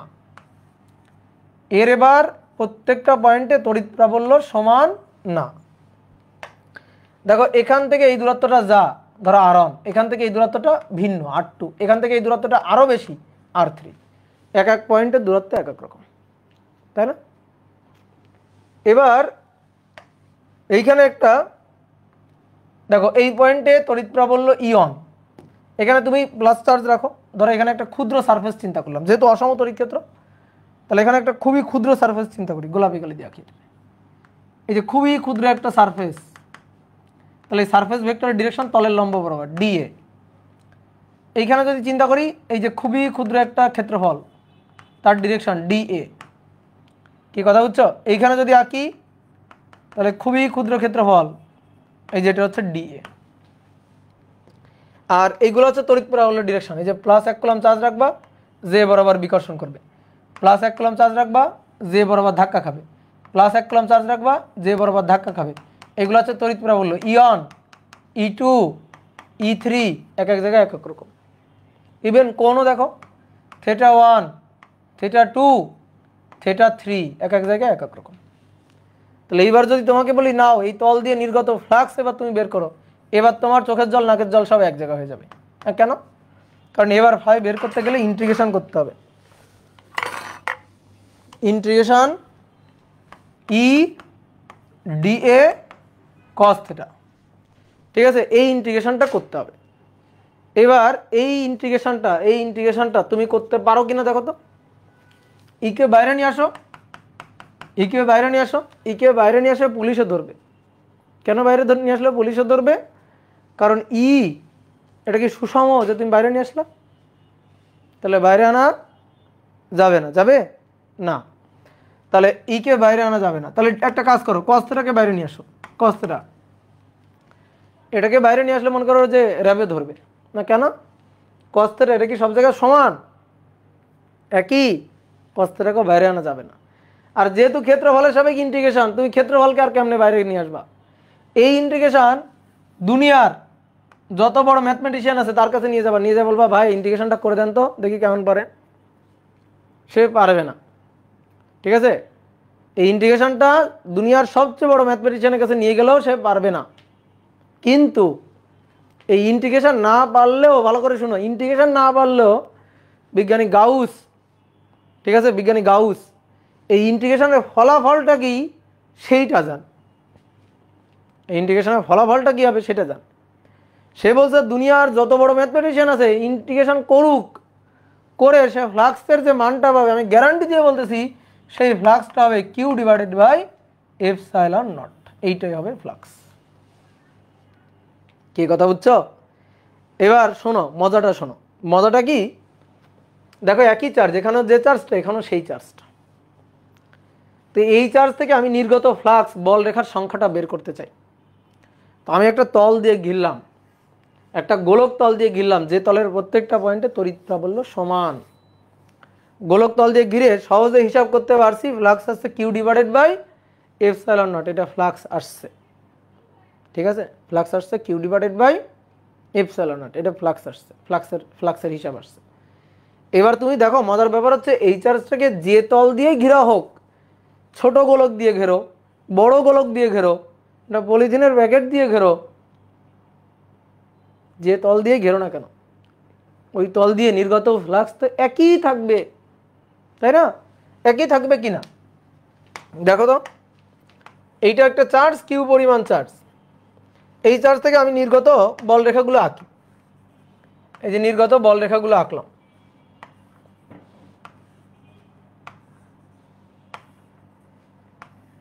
গাউসের সূত্র বুঝলে একটা অন্যরকম আত্মিক শান্তি পাওয়া যাবে, দেখো সেটা পাও কিনা। এই চার্জটা থেকে নির্গত তড়িৎ বল রেখার সংখ্যা বের করতে চাই, তো এটাকে আমি একটা ছোট গোলক দিয়ে ঘিরলাম, তো এই ছোটো গোলক দিয়ে ঘিরে ইন্টিগ্রেশন টিশন করে হিসাব নিকাশ করে, ইন্টিগ্রেশন তো লাগে না, এমনি হিসাব নিকাশ করে আমরা ফ্লাক্সটা বের করছি। ফ্লাক্স কত? Q divided by epsilon naught. এই কিউ ডিভাইডেড বাই এপসাইলন নটের মান হচ্ছে এই চিত্র অনুযায়ী 8, এই চিত্র অনুযায়ী 8। তাহলে 1 2 3 4 5 6 7 8, 8টা। এখন আমি যদি এটাকে একটা বড় তল দিয়েও ঘিরি, এই বড় তল দিয়ে নির্গত ফ্লাক্স কয়টা? এই বড় তল দিয়েও নির্গত ফ্লাক্স কয়টা? 8টাই, সেমই। এখন মনে করো আমার কাছে কোনো সুষম গোলক নাই, কোনো সুষম গোলক টোলক নাই, ঠিক আছে, গরিব মানুষ আমি, আমার কাছে গোলক নাই, আমার কাছে আছে ঠোঙা, পলিথিনের প্যাকেট আছে। তা আমি ওরকম পলিথিনের প্যাকেট বা বস্তা দিয়ে ঘিরে নিলাম, বস্তা দিয়ে এভাবে ঘিরে নিলাম, ঠিক আছে, এভাবে ঘিরে নিলাম, এই বস্তা দিয়ে ঘিরে নিলাম। বলো এই বস্তার তল দিয়ে নির্গত ফ্লাক্স কয়টা? 8টাই, সেম। কি কথা বুঝছো? এটাই হচ্ছে মজা। আমি যদি এই চার্জটাকে একটা ঘনকের মধ্যেও ঢুকাই, ধরো একটা ঘনকের মধ্যে ঢুকাই, তাহলে ঘনকের সবগুলো তল দিয়ে নির্গত ফ্লাক্স কয়টা? ওই 8টাই। তাহলে যে কোনো তল শুধু বদ্ধ হইলেই হবে, বদ্ধ তল দিয়ে নির্গত ফ্লাক্স বদ্ধ হইতে হবে, বদ্ধ না হলে কিন্তু হবে না। এই বদ্ধ তল দিয়ে নির্গত ফ্লাক্স হচ্ছে এইটা, এটাই গাউসের সূত্র, এটাই গাউসের সূত্র। তাহলে গাউসের সূত্র আমরা পড়ে ফেলছি অলরেডি। গাউসের সূত্র, গাউস বলতেছে, একটু বাংলা লিখে দিই। গাউস বলতেছে কোনো চার্জকে আবদ্ধ করে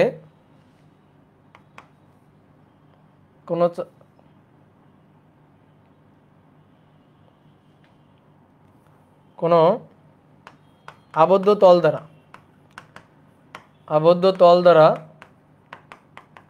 নির্গত, অবশ্যই আবদ্ধ বদ্ধ বলতে হবে, হ্যাঁ, আবদ্ধ তল দ্বারা নির্গত ফ্লাক্স হবে ওই তল দ্বারা আবদ্ধ চার্জের মানের 1/ε0 গুণ। তাহলে ফাই ইকুয়াল টু হবে Q/ε0, দ্যাট ইজ গাউসের সূত্র। ক্লিয়ার? ঠিক আছে, বোঝা গেছে? তাহলে দুনিয়ার সবচেয়ে কঠিন গাউসের সূত্র তুমি পড়ে ফেলছো, ঠিক আছে। এবার আসো দুইটা সূত্র লিখে দিচ্ছি, সুন্দর করে দুইটা সূত্র মুখস্থ করবা। একটা হচ্ছে আমরা বিভিন্ন ধরনের চার্জের জন্য হিসাব নিকাশ শিখছিলাম। দেখো, একটা হচ্ছে পয়েন্ট চার্জ। এই পয়েন্ট চার্জের থেকে আর দূরত্বে বিভব প্রাবল্য আমরা বের করতে পারি। এবার ধরো একটা লাইন চার্জ, তার থেকে আর দূরত্বে বিভব, মানে বিভব লাগবে না, প্রাবল্যটা চাই। অথবা সারফেস চার্জ, তার জন্য আমরা প্রাবল্য হিসাব করতে চাই। তো এবার আসো আমি তোমাকে দুইটা সূত্র লিখে দিই, জাস্ট খালি দুইটা সূত্র জানবা, এর ডেরিভেশন তোমার লাগবে না। একটা হচ্ছে লাইন চার্জের জন্য অসীম লাইন চার্জ বা তড়িৎবাহী চার্জ, পরিবাহী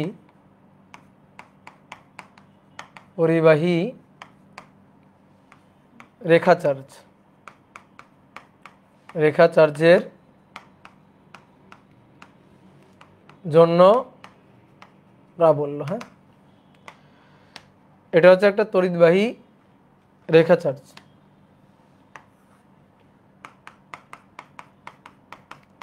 এতে টোটাল চার্জ আছে ধরো কিউ পরিমাণ, আর লেন্থ ধরো এল। তাহলে এর চার্জ ঘনত্বকে কি বলা হয় বলো তো? কি চার্জ ঘনত্ব? লাইন চার্জ ঘনত্ব। আমি লিখে দিয়েছিলাম এগুলো, ল্যামডা ইকুয়াল টু কি? Q divided by L. L দৈর্ঘ্যে কিউ পরিমাণ চার্জ, ঠিক আছে। অতএব একক দৈর্ঘ্যে charge Q divided by L, ঠিক আছে। তাহলে ল্যামডা হচ্ছে চার্জ ঘনত্ব কিউ ডিভাইডেড বাই এল। তো এর থেকে কত দূরত্বে? আর দূরত্বে, এই পয়েন্টে আমরা প্রাবল্য বের করতে চাই। প্রাবল্য হচ্ছে +1 কুলম্ব চার্জের উপর বল। এখানে যদি +1 কুলম্ব চার্জ রাখো, চিন্তা করে দেখো তো, এরা প্লাস চার্জ, তো এই প্লাস চার্জকে ধরে তো এইদিকে ধাক্কা দিবে। তো এটা হচ্ছে প্রাবল্যের ডিরেকশন। হ্যাঁ, এটা হচ্ছে প্রাবল্যের ডিরেকশন। তো এই প্রাবল্যের মানটা কত হবে? প্রাবল্যের মান হবে lambda divided by 2 pi epsilon naught R. ঠিক আছে, এই দূরত্বটা লম্ব দূরত্বটা আর। কোনো বইতে এটাকে এ দিয়ে লেখা আছে, তো যদি কোনো বইতে এটাকে এ দিয়ে লেখে তাহলে তোমরা সেই ক্ষেত্রে লিখবা lambda divided by 2 pi epsilon naught A, কোনো সমস্যা নেই। এই কথা কি ক্লিয়ার? যদি বলো ভাই এই সূত্রটা কীভাবে হিসাব করে আসছে, তাহলে তো আমাকে এখন আমার ডেরিভেশন দেখাইতে হবে। আমার মনে হয় না এটা ডেরিভেশনটা দরকার আছে এখন। ঠিক আছে, এই ডেরিভেশনটা এখন দরকার আছে, কারণ এখান থেকে প্রশ্ন আসে খুবই কম আসে, এই সূত্র রিলেটেড প্রশ্ন খুবই কম আসে। এই কারণে আপাতত সূত্রটা জানলেই হবে। হ্যাঁ, এবার আসো আর একটা, এটা হচ্ছে ক্ষেত্র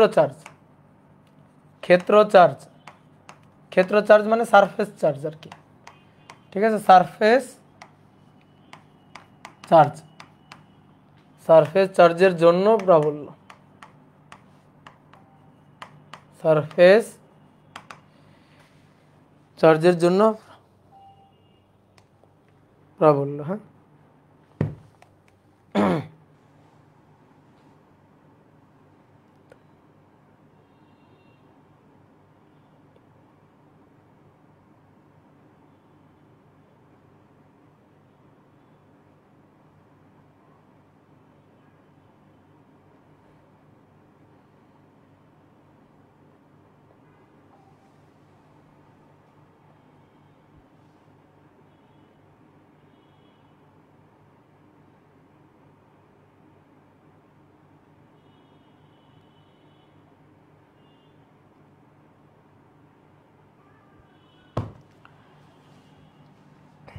দেখো এটা হচ্ছে একটা সারফেস চার্জ,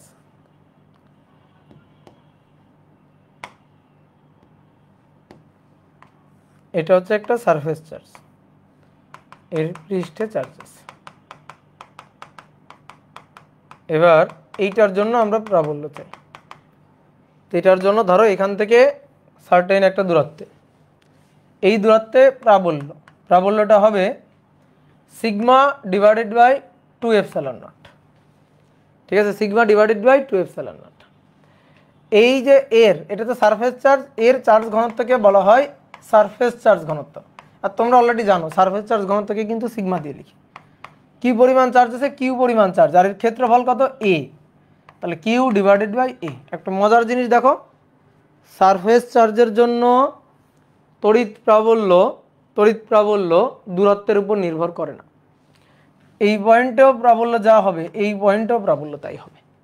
ঠিক আছে, কারণ কি? কারণ হচ্ছে এটা অসীম একটা সারফেস, বিশাল অসীম একটা সারফেস। এই কারণে এর থেকে এই পয়েন্টে প্রাবল্য যা হবে, এখান থেকে এই পয়েন্টেও প্রাবল্য সেম হবে। এই কারণে দূরত্বের উপর নির্ভর করে না। তাহলে এটা হচ্ছে সারফেস চার্জের জন্য তড়িৎ প্রাবল্যের সূত্র। ডিরেকশন কোন দিকে হবে? রাখো এখানে প্লাস 1 কুলম্ব চার্জ রাখো। এটা প্লাস চার্জকে কি করে? বিকর্ষণ। প্লাস চার্জকে কি করে? বিকর্ষণ করে। বিকর্ষণের তড়িৎ প্রাবল্য এই। তাহলে এই দুইটা সূত্র মুখস্থ করো। দুইটা সূত্র মুখস্থ করার জন্য 5 সেকেন্ড করে সময় দিলাম। না, ওই দুইটা সূত্র মুখস্থ করো। 5 সেকেন্ড করে সময় মুখস্থ করো দুইটা সূত্র। কি চার্জ? Line charge. কি charge? Surface charge. Surface charge থেকে প্রাবল্য কত দূরে এর উপর ডিপেন্ড করে না, আর এর জন্য দূরত্বের উপর ডিপেন্ড করে। সূত্র কি? Lambda divided by 2 pi epsilon naught A বা আর। আর ওইটার জন্য সূত্র কি? Sigma divided by 2 epsilon naught. বুঝছো? তাহলে এবার আসো, এবার আমরা কয়েকটা কোশ্চেন সলভ করব। এবার আমরা এই রিলেটেড কয়েকটা কোশ্চেন সলভ করব।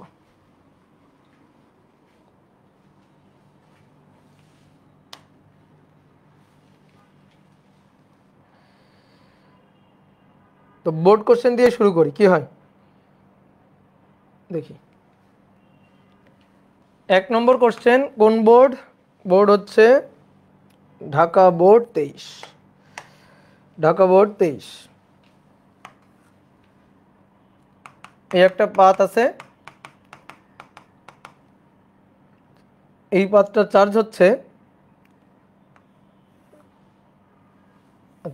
এভাবে আঁকি, কোশ্চেনে যেভাবে আঁকা আছে।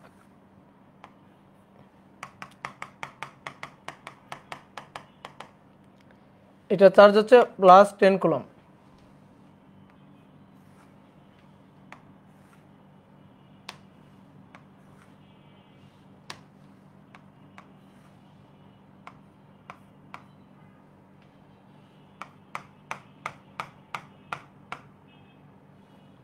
আর এটা হচ্ছে -10 কুলম্ব।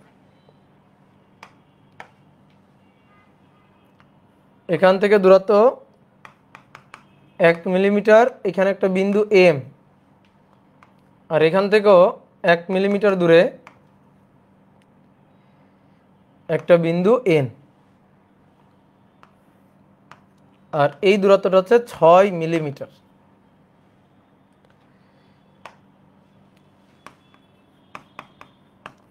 প্রতিটি পাতের ক্ষেত্রফল 2 centimetre square. Epsilon naught 8.854 into 10⁻⁻12 coulomb square per newton per metre square.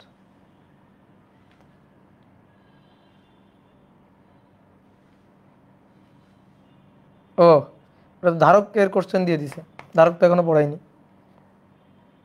আচ্ছা আসো, ধারকের যে কোশ্চেন দিয়েছে এটা সহজ। ধারকটির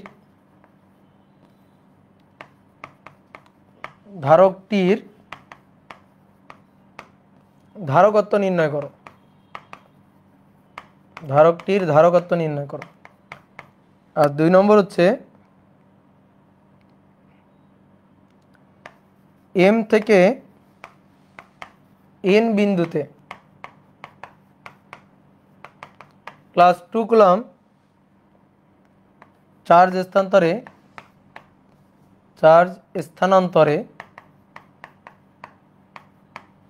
স্থানান্তরে কোনো কাজ হবে কিনা,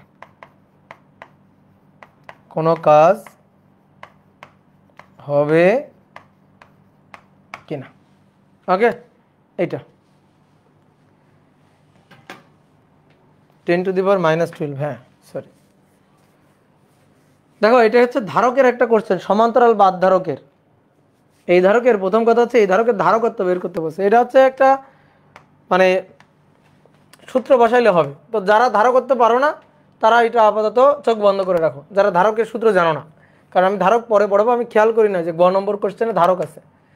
তো ধারকের ধারকত্ব সি হচ্ছে এ এপসিলন নট k/d। যারা এই সূত্র জানো না তারা চোখ বন্ধ করো।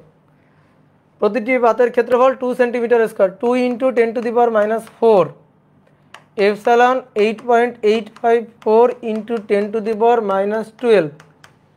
কে এর মান, এখানে মধ্যবর্তী স্থান ফাঁকা স্থান, তাহলে ফাঁকা স্থান হলে কে এর মান হচ্ছে 1 ডিভাইডেড বাই ডি। ডি হচ্ছে এই যে দুই পাতের মধ্যকার দূরত্ব ডি, 6 মিলিমিটার, 6 গুণ 10⁻³ মিটার। তাহলে এইখান থেকে ধারকত্বের মান হিসাব করবা। ধারকত্বের মান আসবে 2.95 ইন্টু 10⁻⁻13 ফ্যারাড। হ্যাঁ, এটা হচ্ছে ধারকত্বের মান। এবার আসো 2 নম্বরে। 2 নম্বর কোশ্চেনটার জন্য আসলে এই কোশ্চেনটা তোলা, ঠিক আছে? 2 নম্বর কোশ্চেনটার জন্য এই কোশ্চেনটা তোলা। দেখো টুকিটাকি কোনাকাঞ্চি থেকে কিন্তু প্রশ্ন চলে আসবে। সো যা পড়াচ্ছি এগুলো যদি করে নিতে পারো তাহলে কিন্তু আটকাবে না। আমরা কিন্তু কোনো টপিক বাদ রেখে পড়াই না, সবগুলো টপিক কিন্তু সুন্দর করে টাচ করে আসি। তো এই যে এফআরবিতে যে ক্লাসগুলো হচ্ছে, ক্লাসের খাতাগুলো যদি তুমি একটু দেখে যাও পরীক্ষার আগে ভালো করে, তাহলে কোনো কোশ্চেন করে তোমার আটকানো সহজ হবে না, ঠিক আছে? তুমি যদি একটু চিন্তা ভাবনা করতে পারো, পরীক্ষার হলে বসে কোশ্চেনটা নিয়ে একটু ভাবনা চিন্তা করতে পারো যে আমার পড়ানো কোন জিনিসটা থেকে কোশ্চেনটা আসছে, এটা যদি একটু ভাবনা চিন্তা করতে পারো তাহলে কিন্তু অ্যান্সার করে আসতে পারবা, ঠিক আছে? কোনো কিছু বাদ দিবা না। যা আমরা পড়াচ্ছি এগুলো অ্যাটলিস্ট একটু এই সময় এসে যা পড়াচ্ছি এগুলো হচ্ছে পুরো অধ্যায়ের কম্প্যাক্ট গোছানো জিনিসগুলা এক জায়গায় এনে দিচ্ছি, ঠিক আছে? কয়েকটা ক্লাসের মাধ্যমে জিনিসগুলোকে এক জায়গায় এনে দিচ্ছি, অনেক বড় একটা অধ্যায়কে খুব ছোট করে দিচ্ছি। তো এগুলো কিন্তু পড়তে হবে। এম থেকে এন বিন্দুতে +2 কুলম্ব চার্জ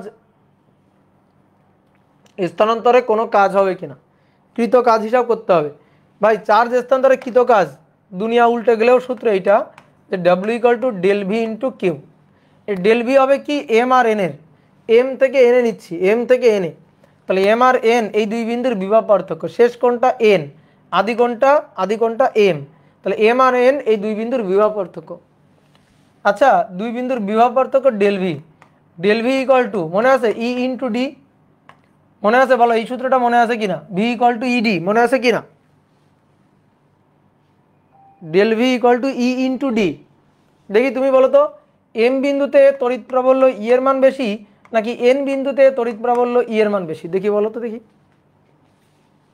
মনে নেই? এটা তো 9 10 শেখার সূত্র, মনে নেই কেন? V equal to ED. এই এই এম বিন্দুতে তড়িৎ প্রাবল্য বেশি নাকি এন বিন্দুতে তড়িৎ প্রাবল্য বেশি? একজন বলছে এম, একজন বলছে এন। সেম সেম, কি বললাম? দুইটা পাত, তার মাঝখানে তড়িৎ ক্ষেত্র সুষম না? এতবার করে বললাম সুষম তড়িৎ ক্ষেত্র, সুষম তড়িৎ ক্ষেত্র, সুষম তড়িৎ ক্ষেত্র, এটা তো সুষম তড়িৎ ক্ষেত্র, তাহলে সেম। আচ্ছা প্রমাণ চাও? প্রমাণ দেখো, প্রমাণ দিচ্ছি। এম বিন্দুতে যদি আমি হিসাব করি তড়িৎ প্রাবল্য হিসাব করি এম বিন্দুতে যদি আমি তড়িৎ প্রাবল্য হিসাব করি ই ইকুয়াল টু সিগমা, এর চার্জ ঘনত্ব sigma divided by 2 epsilon naught. এর জন্য যদি হিসাব করি তাহলে ই ইকুয়াল টু কি হবে? Sigma divided by 2 epsilon naught. Sigma মানে কি? এই পাতের চার্জ ঘনত্ব, এই পাতের চার্জ ঘনত্বের মান সিগমা, তাই তো? চার্জ ঘনত্বের মান সিগমা। এই পাতের জন্য এটা, এই পাতের জন্য এইটা, এই পাতের জন্য এইটা, এই পাতের জন্য এইটা, ভালো করে শোনো, এই পাতের জন্য এইটা। এইবার এটা প্লাস চার্জ, তার জন্য প্রাবল্য এইদিকে, ঠিক আছে? প্রাবল্য এইদিকে, ধরো এটাকে নাম দিলাম ই1। আর এটা মাইনাস চার্জ, তার জন্য প্রাবল্য টানবে, প্লাস এক কুলম্ব চার্জকে টানবে, এটা ই2।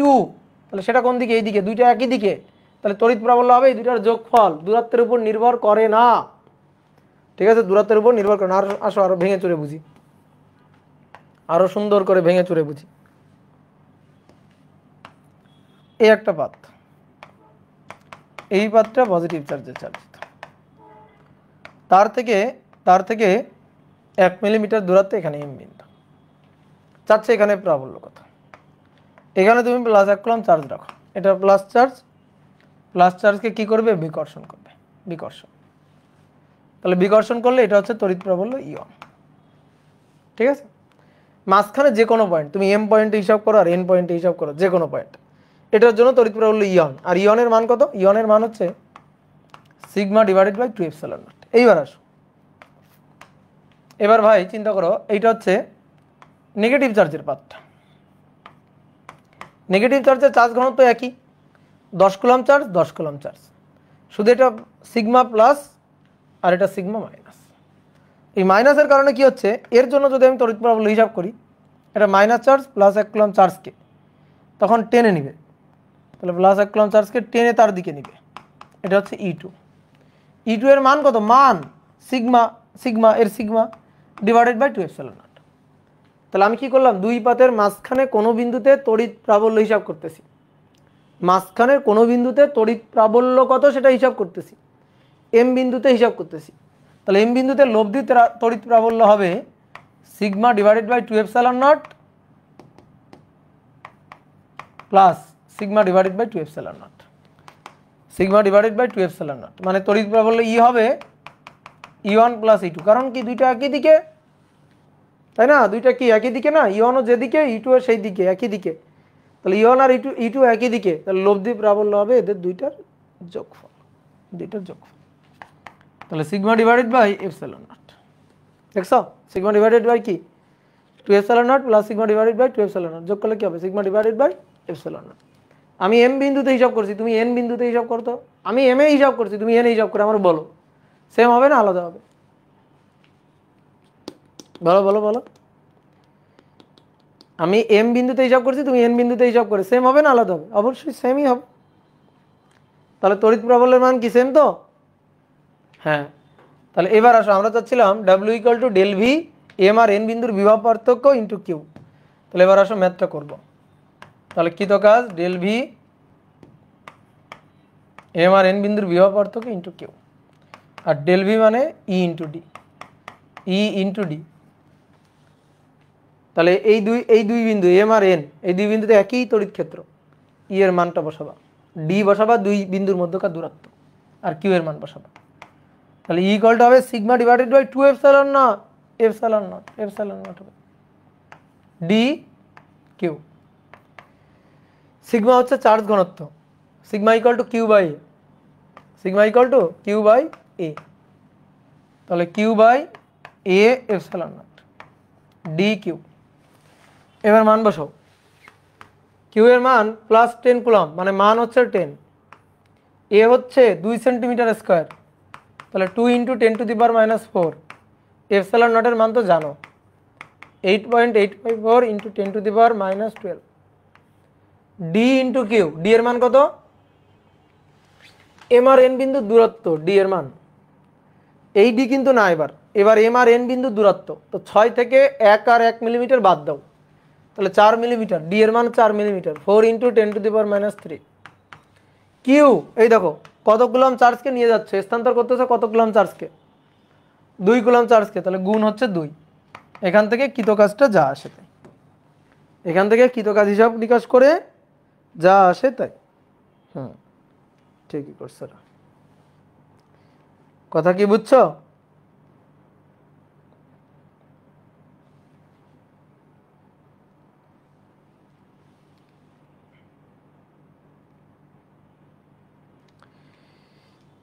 ওকে, এই ছাড়া আর কোনো বোর্ড কোশ্চেন এই টপিক থেকে নাই। এবার আমি তোমাকে আর একটা ম্যাথ একটু করাবো, এই ম্যাথটা করাই আজকের ক্লাস এখানেই শেষ, ঠিক আছে? নেক্সট দিন আমরা আর একটু বেশি সময় ধরে পড়বো, আজকে আর বেশি সময় পড়ানো যাচ্ছে না, খুব ব্যথা করছে তাতে। 2 নম্বর বলা হচ্ছে একটি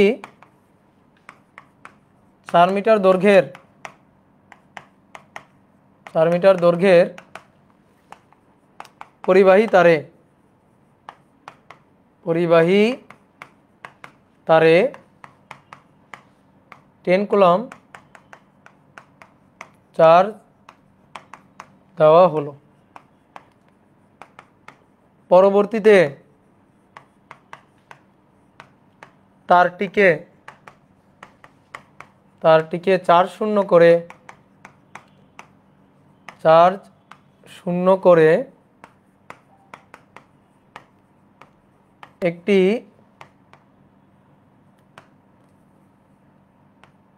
ঘনক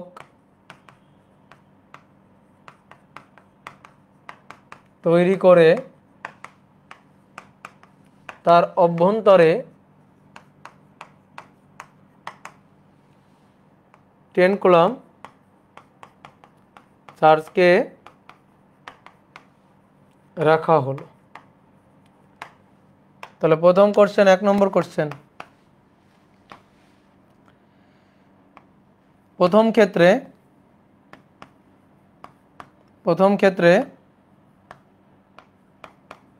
তারটি হতে 2 সেন্টিমিটার 2 মিলিমিটার দিদি 2 মিলিমিটার লম্ব দূরত্বে +3 মাইক্রোকুলম্ব চার্জ রাখলে তা কত বল অনুভব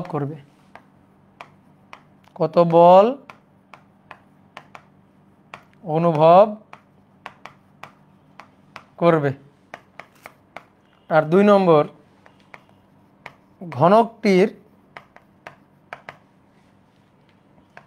ঘনকটির মধ্যবিন্দুতে চার্জটি রাখার পর ঘনকের প্রতিতল দিয়ে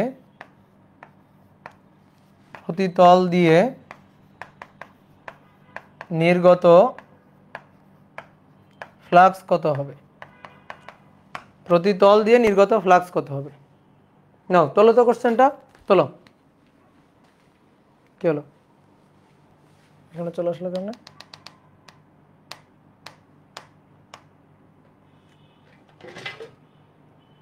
হ্যাঁ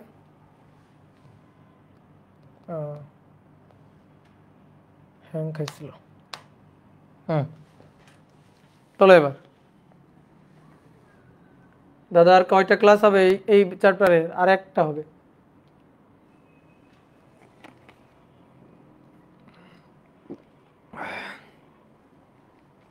ধারক পড়লেই শেষ, ধারক পড়লেই চ্যাপ্টার শেষ।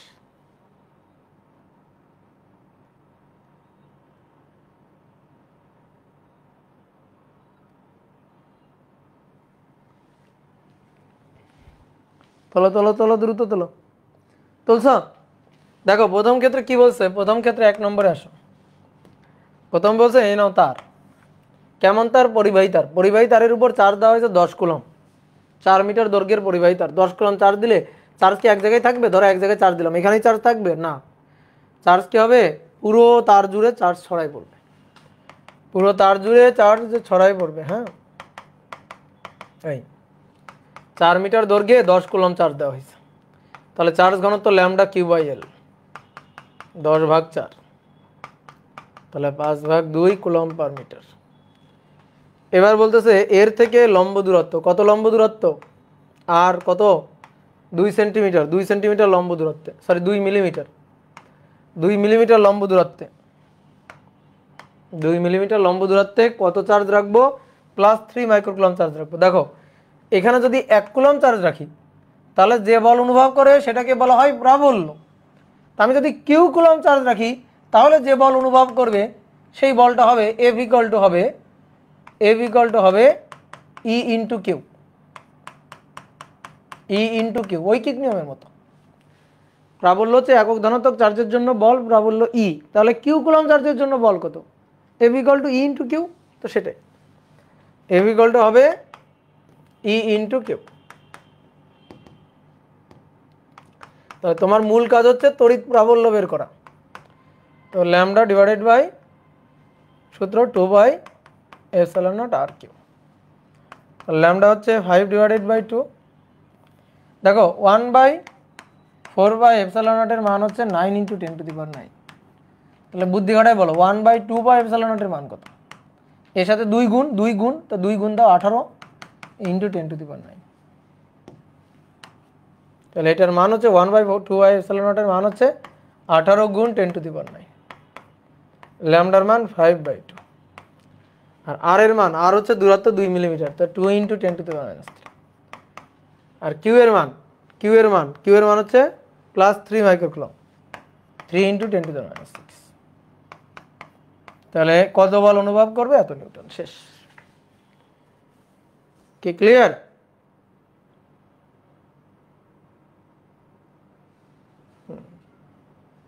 ওকে, F equal to E Q, F equal to E Q, এটা হচ্ছে সূত্র। এইবার আসো 2 নম্বরটা পড়ো। বলছে তারটাকে চার্জ শূন্য করে, তারে কোনো চার্জ থাকবে না। এবার ওই তার দিয়ে একটা ঘনক তৈরি করবা। তারকে কেটে কুটে একটা ঘনক বানাও। একটা ঘনক বানাইলাম। ঘনক বানানোর পরে ওই যে 10 কুলম চার্জকে ঘনকের ভেতরে রাখো। কত কুলম চার্জ? 10 coulomb charge. তাকে কোথায় রাখতে হবে? ঘনকের ভেতরে রাখতে হবে। তো ঘনকের ভেতরে Q equal to 10 coulomb charge রাখলাম। রাখলে দেখি তোমাদের কেমন বুদ্ধি। এখান থেকে ফ্লাক্স বের হবে না? তড়িৎ বলরেখা বের হবে তো নাকি? এখান থেকে তড়িৎ বলরেখা বের হবে। বলো তড়িৎ বলরেখাগুলো কেমনভাবে বের হবে? 2D আর 3D? 2D আর 3D? 3D। তাহলে আমাদের বের করতে হবে প্রতি তল দিয়ে নির্গত ফ্লাক্স। প্রতি তল দিয়ে নির্গত ফ্লাক্স বের করতে হবে। আমাদের বের করতে হবে প্রতি তল দিয়ে নির্গত ফ্লাক্স। তাহলে প্রতি তল দিয়ে নির্গত ফ্লাক্স কত হবে? বলো ভাই কত হবে? টোটাল ফ্লাক্স হচ্ছে Q/ε0। এটাকে যে তল দিয়ে ঘেরো, গোলক দিয়ে ঘেরো, ঘনক দিয়ে ঘেরো, পলিথিনের প্যাকেট দিয়ে ঘেরো, বস্তা দিয়ে ঘেরো, যা দিয়ে ঘিরবা ঘিরো, এইখান থেকে তড়িৎ বলরেখা নির্গত হবে Q/ε0। এবার বলা হচ্ছে তাহলে এখান থেকে এই ঘনকের প্রতি তল দিয়ে কয়টা ফ্লাক্স নির্গত হবে? ঘনকের প্রতি তল দিয়ে নুসরাত জাহান তুফা বলছে ভাই আজকে কি লাস্ট ক্লাস? না, এরপরে আরো 14টা ক্লাস লাগবে, তারপরে লাস্ট ক্লাস হবে। বলো, ঘনকের প্রত্যেক তল দিয়ে নির্গত ফ্লাক্স কত? Divided by 6। কে বলছে এটা? অবন্তী না কি জানো? ঘনকের প্রত্যেক তল দিয়ে নির্গত ফ্লাক্স কত হবে এইটা আমি জানতে চাচ্ছি। তাহলে এটা হবে ঘনকের টোটাল তল 6টা, তাহলে ফ্লাক্স 6টা তল দিয়ে ভাগ হয়ে যাবে না? তাহলে কি হবে? ভাগ হবে 6 দিয়ে, একে ভাগ হবে 6 দিয়ে। বুঝছো? এই হচ্ছে কাহিনী। ঘনকের প্রতি তল দিয়ে নির্গত ফ্লাক্স, তাহলে ডিভাইডেড বাই 6। এবার মান বসাও। কিউ এর মান ছিল 10 কুলম্ব, 6 8.854 ইন্টু 10⁻⁻12। তাহলে ফ্লাক্সের মান হবে বক্স এত এত কুলম্ব। কি জানো ছিল এককটা? কি ছিল ফ্লাক্সের একক? এ ই। তাহলে newton per coulomb metre square.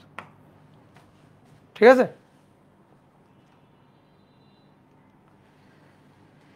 ভাই একদিক দিয়ে ছিদ্র হলে কি ফ্লাক্স 0 হয়ে যাবে? একদিক দিয়ে ছিদ্র হলে ফ্লাক্স 0 হবে না। ওই তল দিয়ে আর কোনো ফ্লাক্স নির্গত হবেই না, ওই তল তো নেই। তাহলে বাকি বাকি এই তল দিয়ে ফ্লাক্সটা, এই তল দিয়ে যে ফ্লাক্স নির্গত হবে সেটা তো থাকবে।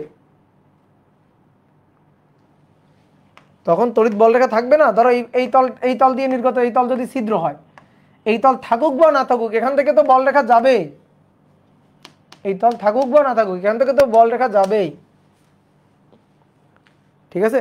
তল মানে কল্পিত তল, বাস্তব তল হইতে হবে মানে একেবারে বদ্ধ কল্পিত তল। বাস্তবে একটা তল দেওয়াল থাকতে হবে এমন তো না, এটা হচ্ছে কল্পিত তল। দাদা চিত্রটা আরেকবার বুঝান। চিত্র বোঝা লাগবে না, চিত্র আঁকতে হবে না। দীপ বসাক বলছে চিত্রটা আরেকবার বুঝান, চিত্র আঁকতে হবে না। যে বোঝো না এসে চিন্তা করো। তোমার বাসায় মোমবাতি আছে? আছে, মোমবাতি আছে। একটা মোমবাতি জ্বালাও। জ্বালাইছো মোমবাতি? মোমবাতি জ্বালানোর পরে ঘরের মাঝখানে মোমবাতিটাকে রাখো। ঘরের মাঝখানে মোমবাতিটাকে রাখো, বা ঘরের ঠিক মাঝখানে একটা বাতি জ্বালাও। এবার বাতি জ্বালানোর পরে আমার বলো তো ঘরের কোন তল দিয়ে আলো বেশি যাবে? বলো দেখি, ঘরের কোন তল দিয়ে আলো বেশি যাবে?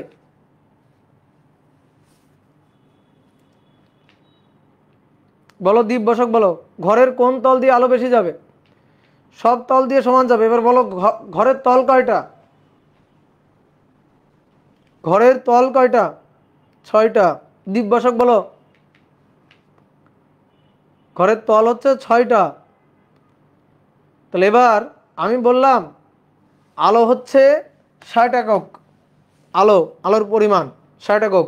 তাহলে প্রত্যেক তলে কি পরিমাণ আলো পড়ছে কেমনে বের করবা?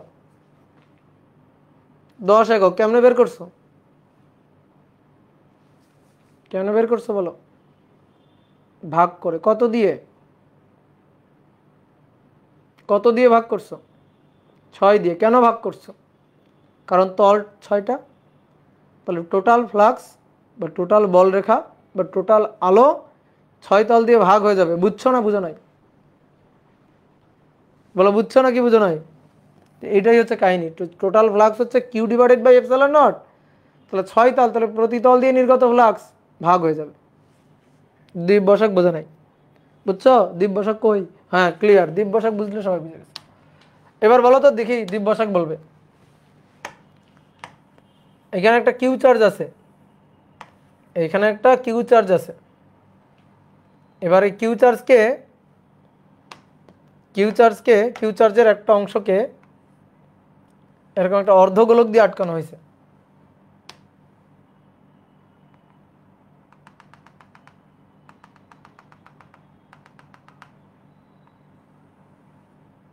এখানে একটা অর্ধগোলক দিয়ে আটকানো হয়েছে।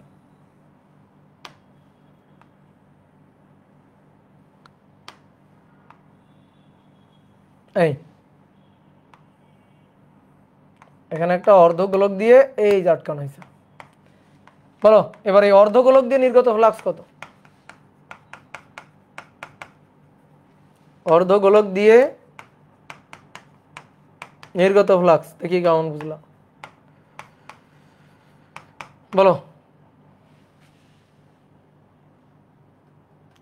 Total flux Q divided by epsilon naught, তার অর্ধেক। বুঝছো? Q by epsilon naught divided by 2। কারণ দেখো এই যে এখান থেকে ফ্লাক্স যাচ্ছে আবার নিচের দিকেও তো যাচ্ছে, তা আমার লাগবে এই অর্ধগোলক দিয়ে নির্গত ফ্লাক্স, তাহলে টোটাল ফ্লাক্সের 2 ভাগের 1 ভাগ। তো না, আজকে সবচেয়ে ছোট্ট একটা ক্লাস নিলাম। নেক্সট দিন আমরা এই অধ্যায়ের বাকি টপিক মানে ধারক, ধারক আর ধারকের সমবায়, ধারকের সঞ্চিত শক্তি, এটা নিয়ে নেক্সট দিন আমরা পড়ব। তো আজকে এই পর্যন্ত। সবাইকে ধন্যবাদ ধৈর্য ধরে ক্লাসটা করার জন্য, আর আমাকেও ধন্যবাদ ক্লাসটা নেওয়ার জন্য। ওকে, ঠিক আছে, টাটা টাটা, ভালো থাকো।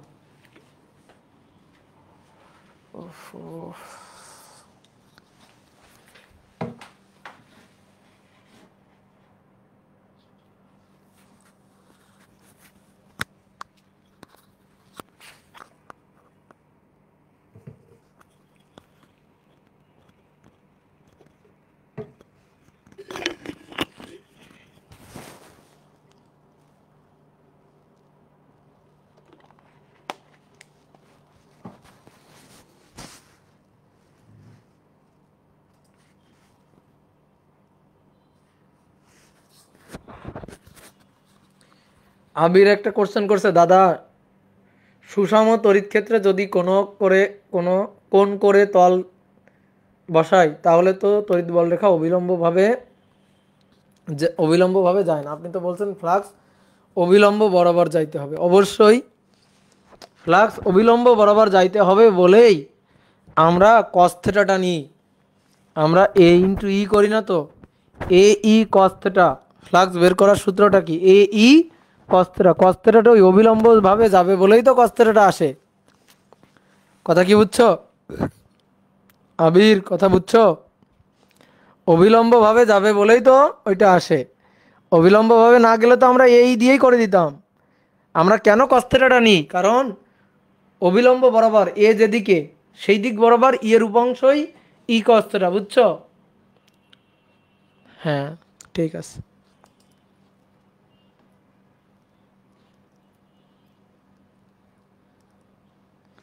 দাদা গোলক হলে কি হবে, মানে কয়টা তল হবে? গোলক তো একটাই তল, গোলকের আবার কয়টা তল?